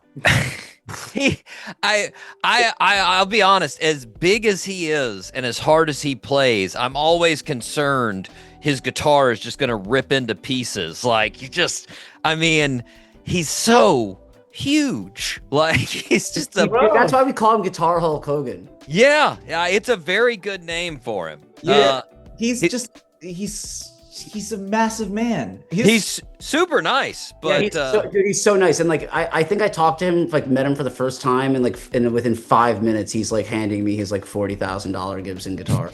And he doesn't know us. He's never heard us play. He doesn't know if we're any good, and he just lets us play his 50. He's like, yeah, try my that dude is just like driving up to that, like his venue. He's like in this van with like no air conditioning, and I just drove like 9 hours. Let's go! Like just like that kind of energy, and it's like it's pretty bad. Yeah, he's pretty bad. It's cool. Now we still need to work out together. Me and Jared James there. He told me we were gonna get our lift on the last time he was in Jacksonville. We still haven't got there, but Well, good there. Lift on with him. I don't want. I lift weights. I don't want to lift with him. I feel like he's like. I feel like my max is not even good enough to be a warm up for him. I feel like it might turn into him just like shoulder pressing you or me, either one. Dude, I'm down with that. It's an experience. It's a story. Let's do it. I will say too, though, like it is wild him not using a pick. Yeah, that like such good touch, man. It's sick. It's so wild. Like I love watching his videos, just getting up close to his fingers, just like, damn. He should be playing in front of a zillion more people. He's so freaking good. He is pretty solid. Now, another real cool performance I saw you guys get to do, I think this was pretty recently, but it was at Norm's Rare Guitars there. Oh, yeah. That was really fun. Those guys are great. They're really nice. They're super cool people. Yeah. Yeah, I mean, that's been I mean, it's wild. He's been selling guitars for 50 years now. Like, what was the coolest guitar you saw when you went in there? You go ahead, Jordan. My favorite thing, I played, like, they had a bunch of, like, Jermaine Jackson's basses from like, the 80s that he played on, like, what was that tour they did? For that reunion? Yeah. Tour? And I'm not going to say that, like, on a joke level, the Star bass was my favorite bass. The second, on a cool level, I played a very nice 66p bass. Ooh, nice. Did you see the price tag for that one? I don't know, probably like we can't afford it, so maybe he didn't look. I don't even look. Like I just make you sad. Oh, I'm never gonna get. I'm trying to think. We were there. We work. A guitar company we play is called LSL, and they were they sell some of LSL's guitars, and they went. Nice. I played some of those that were great. I'm trying to think at this point. I played this beautiful 335 that was really nice. Gibson ES 335. Like, oh man, their manager, he took us to Kenny, he who played drums with us in the video. He's one of the managers there. Yeah. He took us to like the back room and he showed us some very amazing vintage Fenders that were the select of the select. Yeah. My God. That was really the last time we had Joe Bonamassa on the show, he had just bought this insane Martin from because like he's not really a Martin guy, but they had this pre-war, this 1941 Martin that he bought, and I know he had to have spent at least like $150,000 on that guitar. like one of his cheaper guitars. You know what? I'm glad when the really high-end, expensive stuff goes to Joe Bonamassa, because at least it's going to be played by someone who should be playing those guitars. We have so many brand deals that, like, Gibson, Martin, Fender. There's always a chance, a special one. If he has it, they'll make a remake of it. That's exactly what they did with that Martin. If it's just another multi-millionaire dude that's like a private collector, it's just who knows? Maybe they'll show. If someone's gonna hoard all the guitars, I'd rather it be Joe Bonamassa. And he's so freaking good. He's amazing. He's absolutely incredible. He's so freaking good. Our really close friend Bob Held produced his album Blues Deluxe. Yeah. Oh yeah. That's it's like that was that was kind of a breakout for Joe Bonamassa is so we love Black Country Communion. Oh yeah. I got to meet Glenn Hughes actually. Yeah. Not that long ago, which was like, made like my inner 17-year-old like cry a little bit. Yeah, he was so nice. Yeah. Yeah, but nice. Joe Bonamassa is so freaking. We had a when he was on the show, we had a conversation about that, like, because I'm always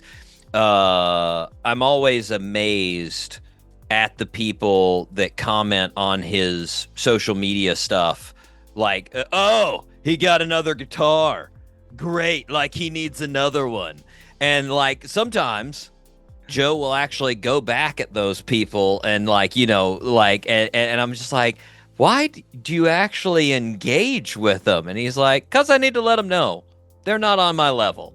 What need me? Look at all that fun stuff you have on the wall. You don't need it. You have want it. Exactly. What does need me? Like, I don't need any more guitars. I want more guitars. Listen, everybody. Don't pretend that if you weren't worth the kind of money that he had, and you had something you were really into, that you wouldn't be a little bit obsessed with it. I always think Don't about pretend. this. You know, like and I would also. It also, it's like, dude, he's gonna own them, or like a blues lawyer is gonna own it. Well, that's what I mean. It's either going to be him or some guy that's not good enough to that's not going to be that good, and they'll just like. And the other thing is, like, they're going to get played, and the other is he has the money to maintain them. Yeah, it's one just thing. Be careful about keeping them all in California, Joe. Yeah, well, yeah. Well, it almost. I know. Is a huge problem. Was very scary. That's a lot. That's the only thing. It's like, if you're gonna have, I like the idea of him having them. He clearly really takes care of them well, but that's a lot of history to have. Like, you know, it's a lot of history to have. And it's one thing to buy a super, like a 59 Les Paul, but like, do you have the money to maintain it and keep it in a good condition? You know, that dude is putting them in a really good controlled climate. And like I said, it's like, if he plays a guitar, if it gets enough notoriety, there's a chance for Gibson to spec it out and remake it. Keeps them alive. Like, he doesn't need all those guitars. He probably only needs 4 or 5, and he could do his thing, you know. But like, this isn't about need. This isn't being a dork for music. I'm sending a message to Joe Bonamassa, Mr. Joe Bonamassa. Keep buying them so the blues lawyers don't get them. I don't want them to have them. That's all I have to say. Buy them all, and the ones you don't want, give them to your friends that are exceptionally good at guitar too. Yeah. You know, and that might don't let the blues lawyers have them. That may or may not include the Moon City Masters soon. Who knows? Yeah, listen, if you want to give us some guitars, I think it's given Jared. I think the Klon Centaur Jared uses. I think Joe Bonamassa gave it to him. And for those, Klon Centaur is one of the most sought after guitar pedals. And you know, I don't know. Let the successful guitar players have those guitars. I want them to keep being played and existing. We'll just have to make do with, like, if you really want a really nice guitar like that, you'll just have to make do with like a custom shop or something. Really sorry. Well, that's always his argument is, you know, just because he has these really nice guitars doesn't mean the world is running out of guitars. There are plenty of guitars for everyone to go around. But frankly, I wouldn't at this point in my career and level of you know, wealth. I don't think I'd even really want any of those instruments right now. I need too much pressure. Yeah, with them, because he's got he's got a really high operation. You know, he's got a big operation going on where he can travel with those. I'm not gonna freaking travel with like a 60 Fender jazz bass or something like that. I'd destroy it. I would destroy it. Too much pressure. That in a van. And then what? It's just gonna sit in my apartment like. Yeah, like, I wouldn't say no if someone wanted to give you one, but like, still, you get it. Well, now, real quick, going back to the old Moon City Masters, I'm guessing you've noticed this, but I took a gander there at Spotify, and I noticed the 4 out of the top 5 listening spots, Brazil. I know. No one, and we can't get anybody to take us there. Come on, Brazil, hit us up. If someone in Brazil, if you're a booking agent and you can get us some shows there, we've been in Brazil. We've been in Rolling Stone in Brazil. We've been played on like pretty big radio in Brazil. So we want to go to Brazil. We want to become Brazilianaires. That seems fun, man. We're gonna make $1 Brazilian. No, so we get messages from people there a lot. It's really freaking cool. Yeah, it's amazing actually. It's like we even like they love rock music. Yeah.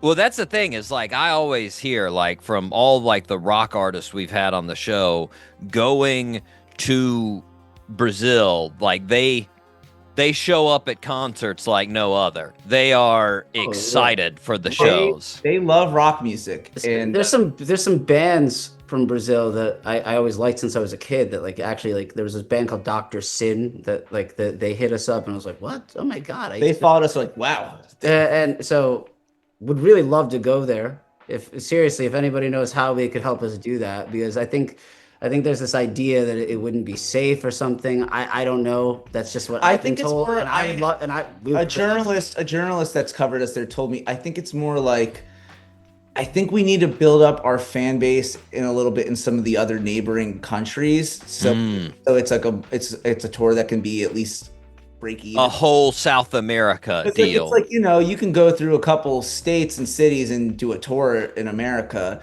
but I think there's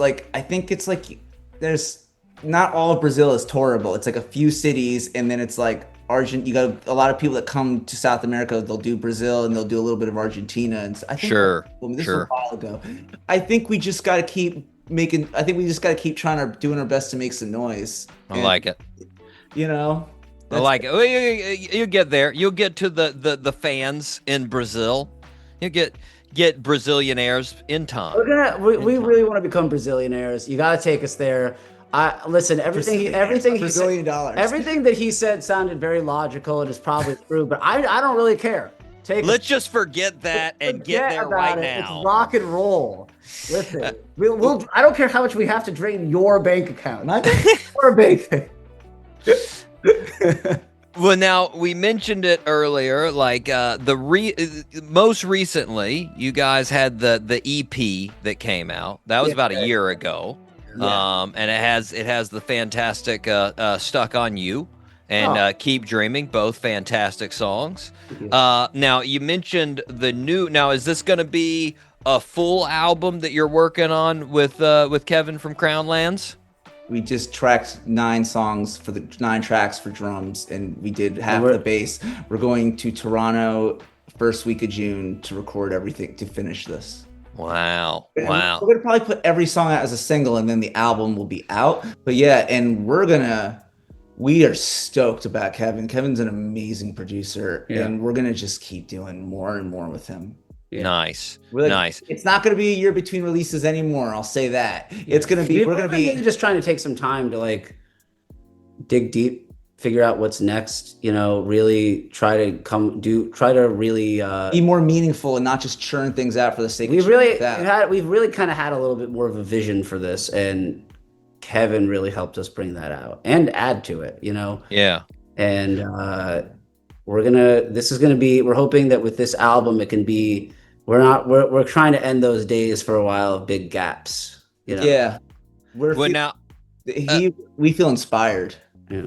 Let me add, do you guys how do you write together, or do you write separately and then bring it to each other?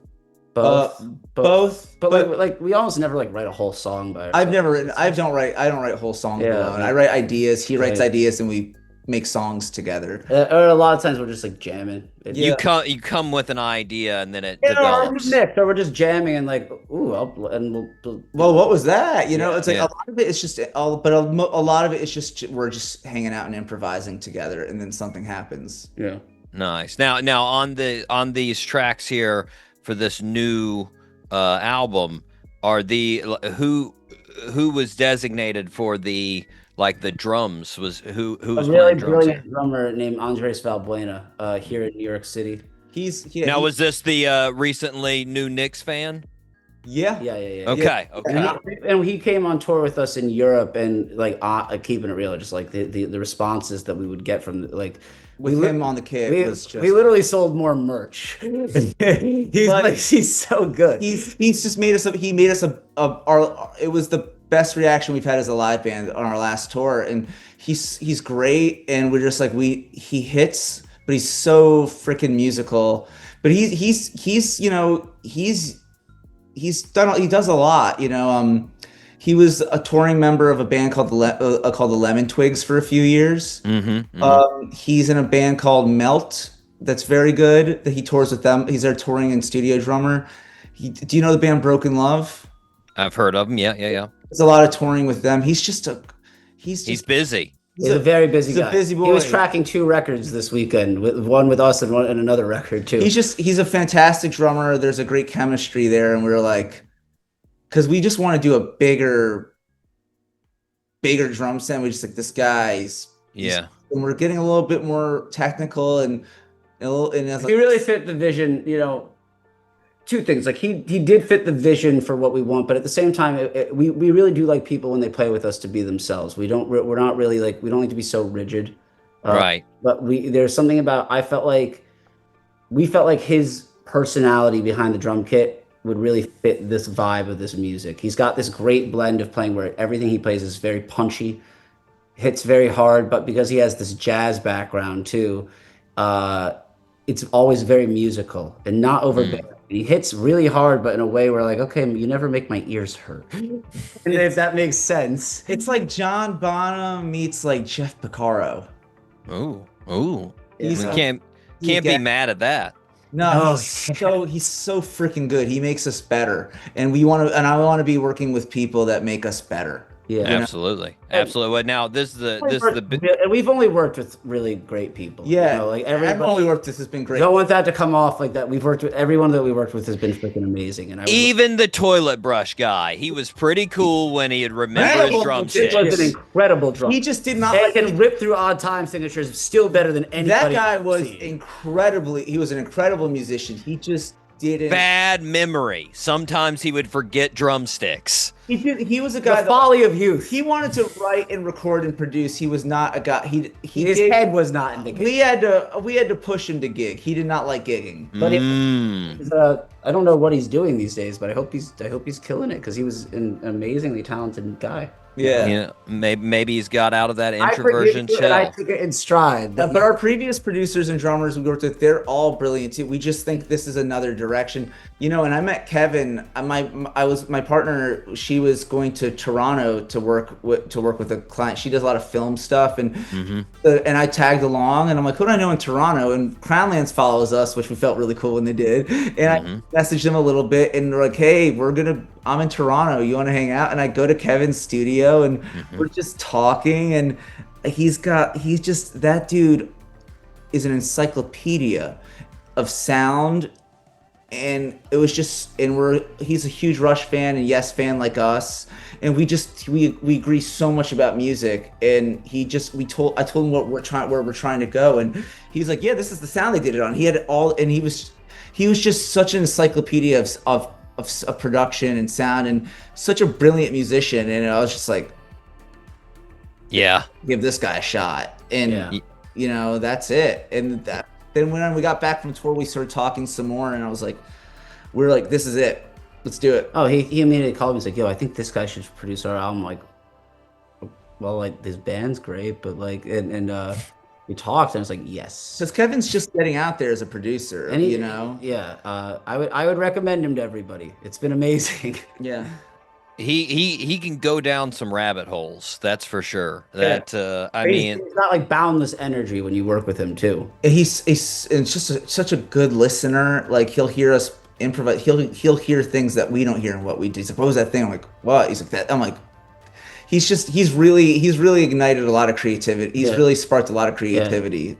Yeah. And let's be honest, an amazing beard. An amazing beard. You got a pretty beard too. Thank you, but not anywhere close to his. His is closer than we are. Look, you're on your way. His is like one of those beards that's like up to his eyeballs. Dude, it's just. If I don't shave, it gets up there. I wish I had that encroaching beard. Mine, it's not bad, but it's got work to do. I've got work. That's dedicated. You got some dedication. I can tell you're dedicated. I'm very dedicated. It's a dedication to not wanting to shave. That's the dedication. You gotta have dedication. Dedication. And you know what? I've been pretty good at not shaving for several years. I'm not cutting my hair. Also, very good at that as well. So, but this is the big last question. Got it. When do we think the album is coming out? Probably the fall. Not the whole album. Our first single will probably drop in the fall. Okay. Yeah, we're gonna because we're a smaller band and you got to feed that Spotify algorithm. Keep it going. Yeah. Put each single out like it's its own release, and then when it's the album, we'll probably add some other stuff towards the end of it. But I would say probably by the fall you'll start hearing songs. I like it. Now, do you have plans? Like I mean, you were saying, putting them out as singles. Do you have plans of like a a big album release of actually once it's finished of like maybe a vinyl, maybe.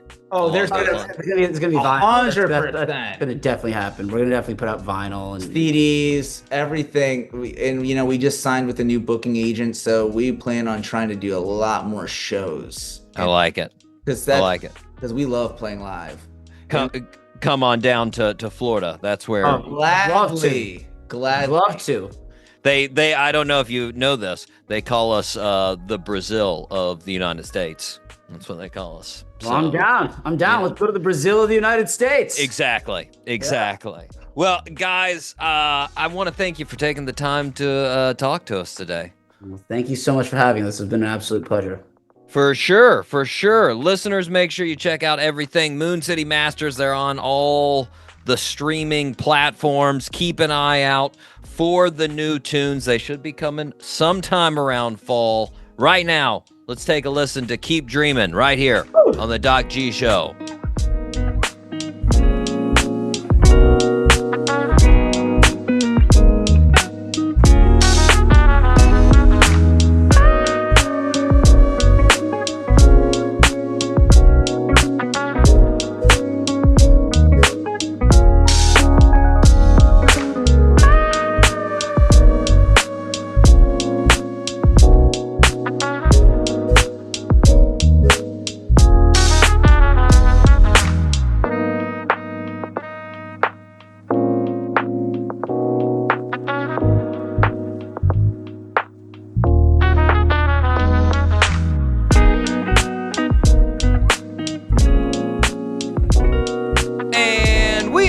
Back here on the Doc G Show, the Moon City Masters. Mike, my goodness, twins.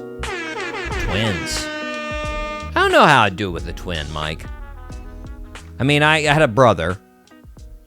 Mm-hmm. It was a little bit like, and people thought we were twins.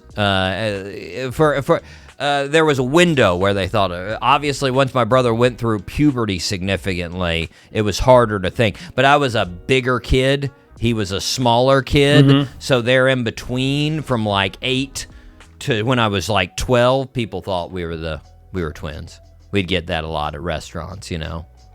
I think I've mentioned this one time on the show before, but one time, like this was probably about like 8 years ago, we were in Atlanta at Krispy Kreme Donuts, and my brother, he goes up, does his order, then literally I'm the next person in line. I come up, do my order, and right before I start to order, the lady at the register is like, "Oh my God, you're a different person?"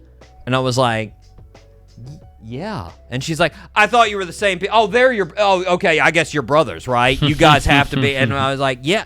But like the weird thing is, I'm a good 5 inches taller than my brother. And I have a beard. And I was like, "How do you think we're the same person? Are you on crack? What is wrong?" "No, we're not the same person. There's a giant furry thing from here down on my face. How did you miss that?" Like, it's a very confusing thing. Could be in the eyes. So true. But guys, make sure you keep a lookout for their new music coming out. It's going to be fantastic. Otherwise, Mike, we need to move on to the fastest growing segment in the world. Mike C, top 3. Mike, we did one of my suggestions from last week, which would be weird things you got into before you were an adult. So these aren't, now I want to clarify, especially for mine, because none of mine, maybe one of them is sort of weird. Like, it just in totality is sort of weird. But they're just weird for me now, and they're also just sort of weird in association with everything else I've done. Like, it's just sort of a weird, right turn that you're just like, well, where did that come from? You know? So I missed the weird part. I just did things that I was into before I was an adult. I mean, that still fits. Like, I mean, it's just things that you were in that, like, now if somebody asked you, you probably wouldn't bring it up as the first thing. Like, well, I do this, and what? So, like, it still fits. Mike, I don't have any honorable mentions. I probably could have made some honorable mentions because I've been into a lot of different things. So, I'm sure there'd be some things in there. I could definitely put some video games that I got into that were very weird at different times, but I decided not to. Mike, my number 3, hacky sack. Hacky sacks. Did you ever get into hacky sack, Mike? I wasn't good at them. Those are the little hacky little balls. Yeah, you have a you would little kick to ball your that's friends. usually knitted. Yeah, and it either has sand in it, it either has beads in it, or it has dirt in it. Yeah, I wasn't too good at those. It takes a while, Mike. But therefore, Yeah. I would say from I don't know, 9th grade until literally graduate school, I would pull out a hack sack with some friends and just be like, let's get it. Let's do it. And, I mean, was it shit? Absolutely, Mike. Do I still consider shit? Absolutely. Is it fun? Yeah, it's pretty good. It's a pretty good time. Especially if you can actually do it. Like you said, if you can't keep up the hacky sack, it's a pretty lame thing to do. Because you hit it once and you're like, well, that sucked. So being able to do it, huge hurdle for hacky sack. But I can totally understand where people judged us when they would walk by and see us playing hacky sack and just be like, what the hell are those morons doing? Yeah, it's weird. It's weird. Anyways, that was my number 3, Mike. Your number 3. My number 3, sleepovers at friends' houses. Yeah, that's not too weird for kids, but yeah. I mean, you don't really do that anymore. It's weird as an adult, That would be pretty bizarre if you were like, hey, going over to Jeff's house tonight. You're spending the night? That's right. On his couch. We're both going to be there. Yeah. I don't need a place to crash. I'm just going to go over there and sleep. You know what? I think I'm going to try that. I'm going to call up one of my friends and be like, hey, man, sleep over tonight? I'm going to stay. We're going to hang out, Hilarious. It was when you're a kid, though, it's so fun to see how other people's worlds are. What do you do at night? What's the normal situation? What are your parents like at night? I never even thought about it. I never even I was just like, oh yeah, this is just their house. Oh, I always. Way bigger than mine, but yeah. I was over there taking notes, Mike. I was just like, oh, what do their parents do? Oh my God. Their parents eat popcorn at night. All right, I'm writing that down. Popcorn, interesting. Just everything. They'd be like, oh, you want a snack? And I'd be like, oh, snacks they have? That's cool. All right, I'm writing down some of those snacks. My mom's not going to let me have any of these, but that's cool. All right. I was fascinated by how people live differently in different places. It blew me away. For sure. Now, most of the time, I did not want to actually be involved in, I wanted to leave. I was always, and the reason I wanted to leave with sleepovers, Mike, this won't surprise you, horrible sleeper. When I'd go over for sleepovers, could not sleep. I would just roll around wherever I was, whether it was in a extra bed or if it was in a sleeping bag or if it was on the floor or the couch. I just slept 0 hours. 0 hours. Hopefully my friend would hang out with me, but most of the time my friends actually like to sleep, so they'd be like, hey, I'm going to sleep. And I'd be like, what? And then I'd just be, now I have to stay up. Yeah, then I just be staring at the wall for the rest of the night, okay. So usually after a sleepover, I was extremely fatigued, Mike. Extremely fatigued, and I was very happy to go home. I don't remember the sleep quality. Well, I can also tell you, I know one of the reasons why the sleep quality was horrible. I would get to have soft drinks when I went to sleepovers. And I did not have soft drinks at my house. So I was fucking wired on sugar and caffeine, and then I was not going to sleep. And I was like, let's do some stuff, guys. Come on, That's so funny. But, yeah. You remember your best sleepover? Do you remember a really good one, Mike? Best sleepover. Or at least one that sticks out in your mind? I mean, this was a little bit later. I was definitely not a kid, but I went to a guy's house and...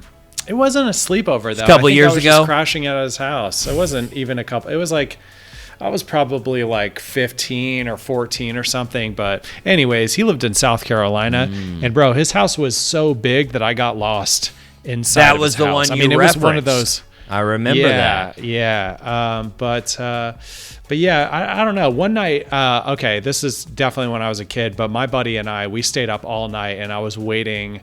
We watched MTV all night specifically to see Shaquille O'Neal's rap video that he had put out. And it never played. We stayed up all night to try to catch this, and that was one that I'll never forget, because I remember really pushing through to try to catch that video, and it never actually played. The fandom of Shaquille O'Neal. My God. Yeah. Oh yeah, man. I was a huge fan. My gosh. Still I had am. a sleepover in college. Went to this person's house at a lake. That was a really good. That reminded me when you said going to that sleepover or crashing at your friend's place in South Carolina, because this person was super rich that we went to their house. And I definitely felt like a hobo sneaking into this rich house and staying there, because it was way too nice. And that was me taking notes in that house, was everything. I was just like, oh my God, so that's what rich people do. That's interesting. I'm writing that down. That is fun. Yeah. You know, like, yeah. I think in retrospect now, I think back and I'm like, okay, yeah. These people had a business. They had a great marriage, although they're divorced now. But it's a good run. 20 years, 25 years. That's good. But anyways, Mike, my number 2, giving people Sharpie tattoos. Sharpie tattoos. Yeah. I didn't even know that was a thing, but all right. It was for me and my friend Isaac. I don't know if it was anybody else's thing. Like, me and my friend Isaac, we started drawing tattoos on each other in like 5th grade. Like, we first started with just a regular pen, and then we were like, hey, we can keep it longer and do cooler things if we have a Sharpie. So we started doing that, and we'd do it all the time. And let me tell you something, my mom absolutely hated it. I would get home, and she'd be like, oh, what the drawn on yourself? Take it off. And then I'd have to sit there and scrub my arm for an hour trying to get the Sharpie off until it's like raw, and I basically rubbed off all of my skin. You just see the muscle underneath your body. pretty much. But I thought they were awesome, man. And apparently other people in our class thought they were cool too, because they started asking me and Isaac to draw them on their arms and legs. So we were like, all right. And we literally started charging people for it. I don't think we ever got in trouble for it. But yeah, we charged people, and we started making a pretty good amount of money. And there you go. Yeah, it was good times. And funny enough, I don't know if he still does it, but last I heard, Isaac was a tattoo artist. Oh, that's cool. Yeah, he's actually a full-time tattoo artist. Nice. Yeah. So there you go. Anyways, you're number 2 there. Action figures. Yeah, I loved action figures, man. I had a lot of them. Favorite type? Yeah, definitely. I would say Power Rangers, but then the Spawn toys, those were really good. Spawn had some awesome action figures. Of course, Teenage Mutant Ninja Turtles. They had the Teenage Mutant Ninja Turtles that were like Transformers. Those were really cool. But yeah, action figures, man. I was a classic G.I. Joe man. G.I. Joes were good. You got full mobility. Yeah, that movement. was the main thing I loved about them. You could really put them in any sort of action, because they had really good. They had the little like rubber band waist, so you could move them anywhere. You know, except for that waist would break, and you would be like, the whole thing falls if you're apart. Playing too hard with them, come on now. you gotta be respectful of your Joes. Yeah.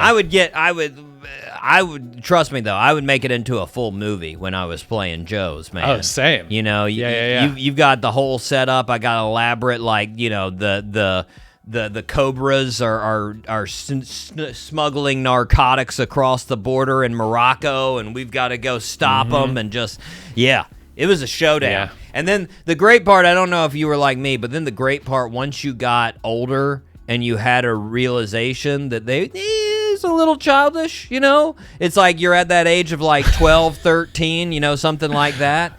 And then you get like embarrassed. You've got this whole plot point, and like your mom comes down, you got to be like, oh, hey, what's up?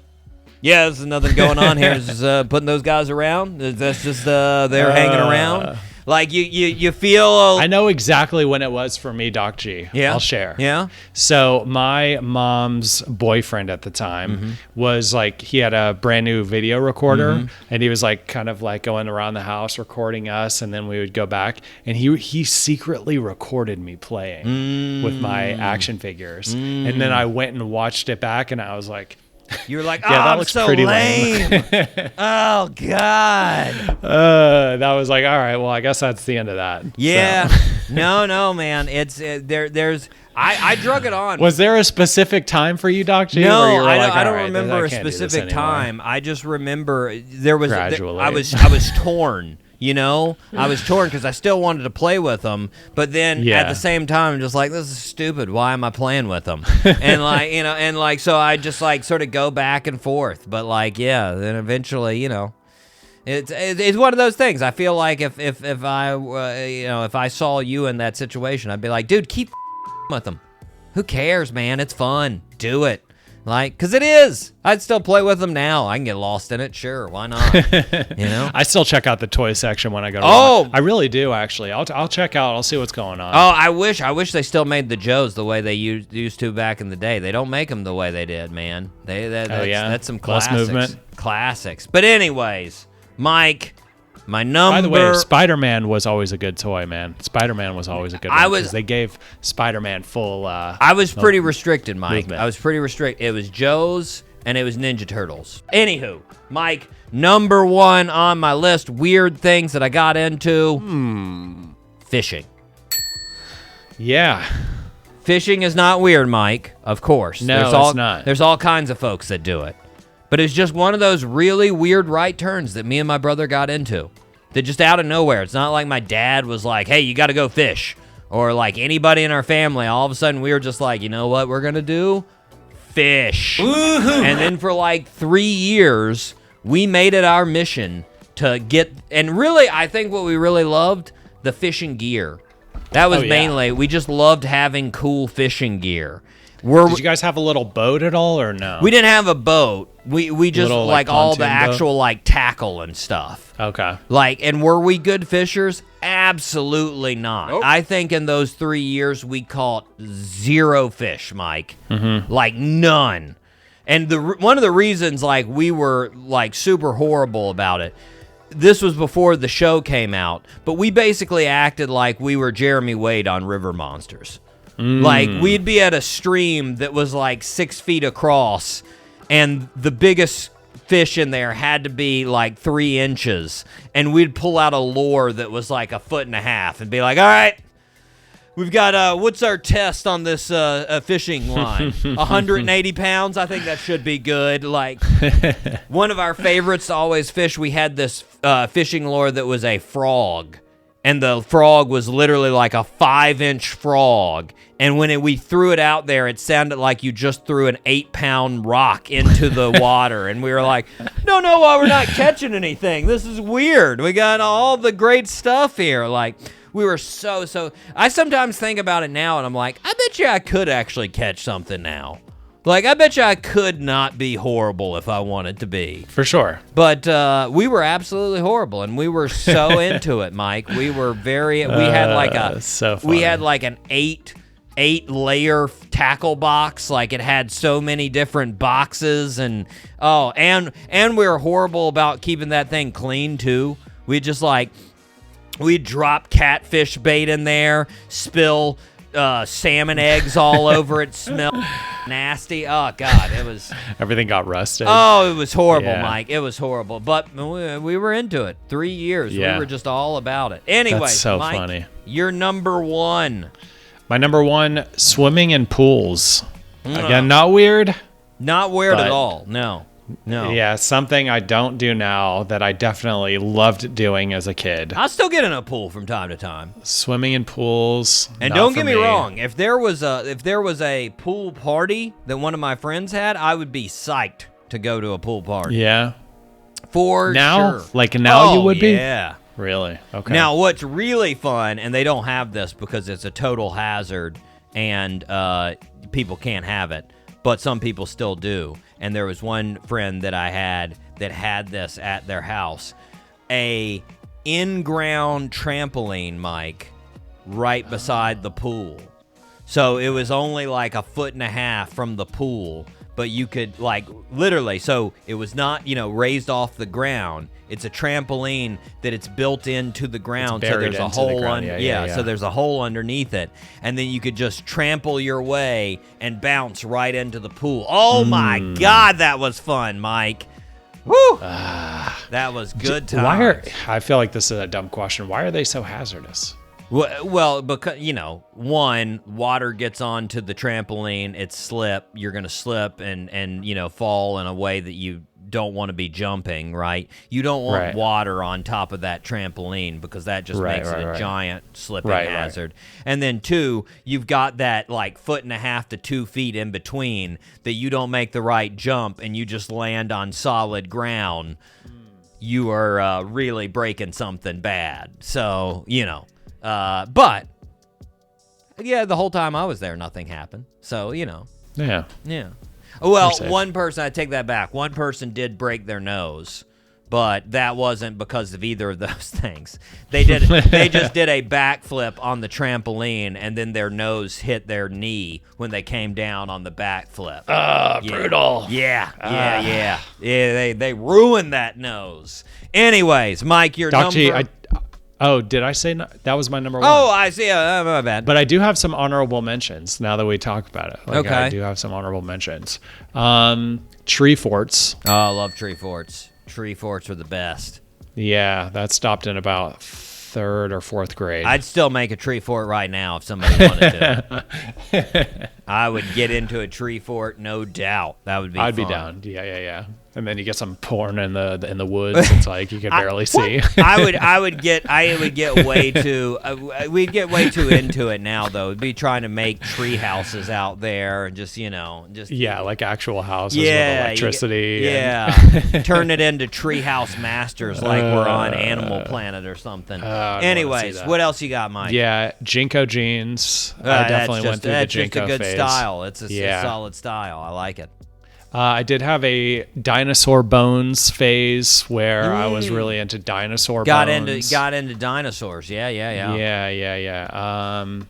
But they used to have like kind of like the raptor claw, and they would have like the fake bones. Yeah. Anyways, also fishing for me. Yeah. We used to have a little boat, and we would actually we were pretty good at fishing. Oh. We could catch, and by that I mean we could really mostly just catch brim, off the side of docks, and with like, but that was pretty much all we caught was bluegill. Like same sort of species, it's in that same species, and the thing with bluegill, you can literally catch them with spit. Like you can just spit down into the water and then put a hook where the spit is, and they'll bite onto it. They literally eat anything. We overlook, but regardless, Mike, you said you were good at it. We were not good at it, and the reason we were not good, we had zero patience. Like I said, not only would we throw out lures that were like 15 feet too big, we would throw out lures like 3 times and be like, nothing's biting. Nothing. No, we didn't get anything. Okay, give up. That's it. That's we tried. We got there. Like, just horrible. Anyways, Mike, I noticed that you had written down my suggestions from last time. Yeah. You want to choose another one? Yeah. Let's see here. What was top foods for road trip, animals you'd least want to fight, appetizer, hipster places to live? Okay, top 3 small talk topics. I feel like I want to do the small talk topics. Okay. Only so I can get some information on good topics for small talks. Right, because that's the top 3 things you say in a conversation. Top 3 go-tos, yes. Top 3 go-tos to get cover a conversation small talk. going. If you're just setting, if you go into a lobby and you're going to be stuck with this person for the next like 5 minutes, what are you going to say? Okay. And obviously, this is a situation where you can't just like not say anything. We've got to have topics. What are you going to talk about? I've got my go-tos. And I think I have zero. I think the number one is the number one is the cliche that everybody goes to. But Anywho, all right. That sounds good. We'll go for it next week. Mike, we've got 2 birthday suits left. We got a hip-hop artist that I don't think you'll get, and we got a football player that I don't think you'll get. So which one do you want to go with first? Let's go with the hip-hop artist I won't get. Okay. Born on June 11th, 1997 in Pompano Beach, Florida. He has songs like, let's see here. Well, his debut album is Painting Pictures, which was released in 2017. In 2018, he released the song ZZ, which was released with Travis Scott and Offset, which went up to number 2 on the Billboard charts. In 2021, he released the single Super Gremlin, which went up to number 3 on the charts. In 2022, he released the single Silent Hill with Kendrick Lamar, which went up to number 3. Any idea, Mike? No idea. I'll give you his stage name. The initials of his stage name are KB. I don't know. Kodak Black. Kodak Black. Okay. Kodak Black. And I'll tell you, Mike, he seems like he might need some help. I don't want to be one of those guys, but seems like he might, he's had a couple of drug charges recently. Had a cocaine charge most recently, which I think was just a couple of months ago. And I'll be honest, Mike, some of his videos out there making Britney Spears look put together. It's not so good. Not so good. So Kodak, keep it together, man. Keep it together. Turning 28. 28 for Kodak. Mike, here we go. Foosball player. Born on June 11, 1956. He was drafted by the San Francisco 49ers, 82nd overall. He didn't become their starting quarterback until the 1980 season. And once he did become their starting quarterback, he became one of the best quarterbacks of the 80s. He won 4 Super Bowls, 3 Super Bowl MVPs, was the Offensive Player of the Year in 1989, won MVP of the NFL twice. He was a Pro Bowler 8 times, and since retiring, he's been selected for the NFL's 75th anniversary team and the 100th anniversary team. Jeez. The, sort of think number 1 Joe Montana? There you go. There it is, nice. Joe Montana. Nice, Mike. Cool. I was about to say, I know you've heard his name. I know. You know. You either got to put Joe Montana. It's basically Joe Montana and Dan Marino. That's your 80s right there. Anywho, happy birthday to Joe Montana. Happy birthday to Kodak Black. And happy birthday. Who do we have there at the beginning? Shia LaBeouf. There we go. Anyways, Mike, we need to wrap it up. I've been your host, Doc G. With me, as always, the one, the only, Mikey Maximus, the Furnicus, Charette. Always a pleasure, Doc G. Thank you so much for having me. Of course. And until next week, zip it up and zip it out. Zippity-doo-dah.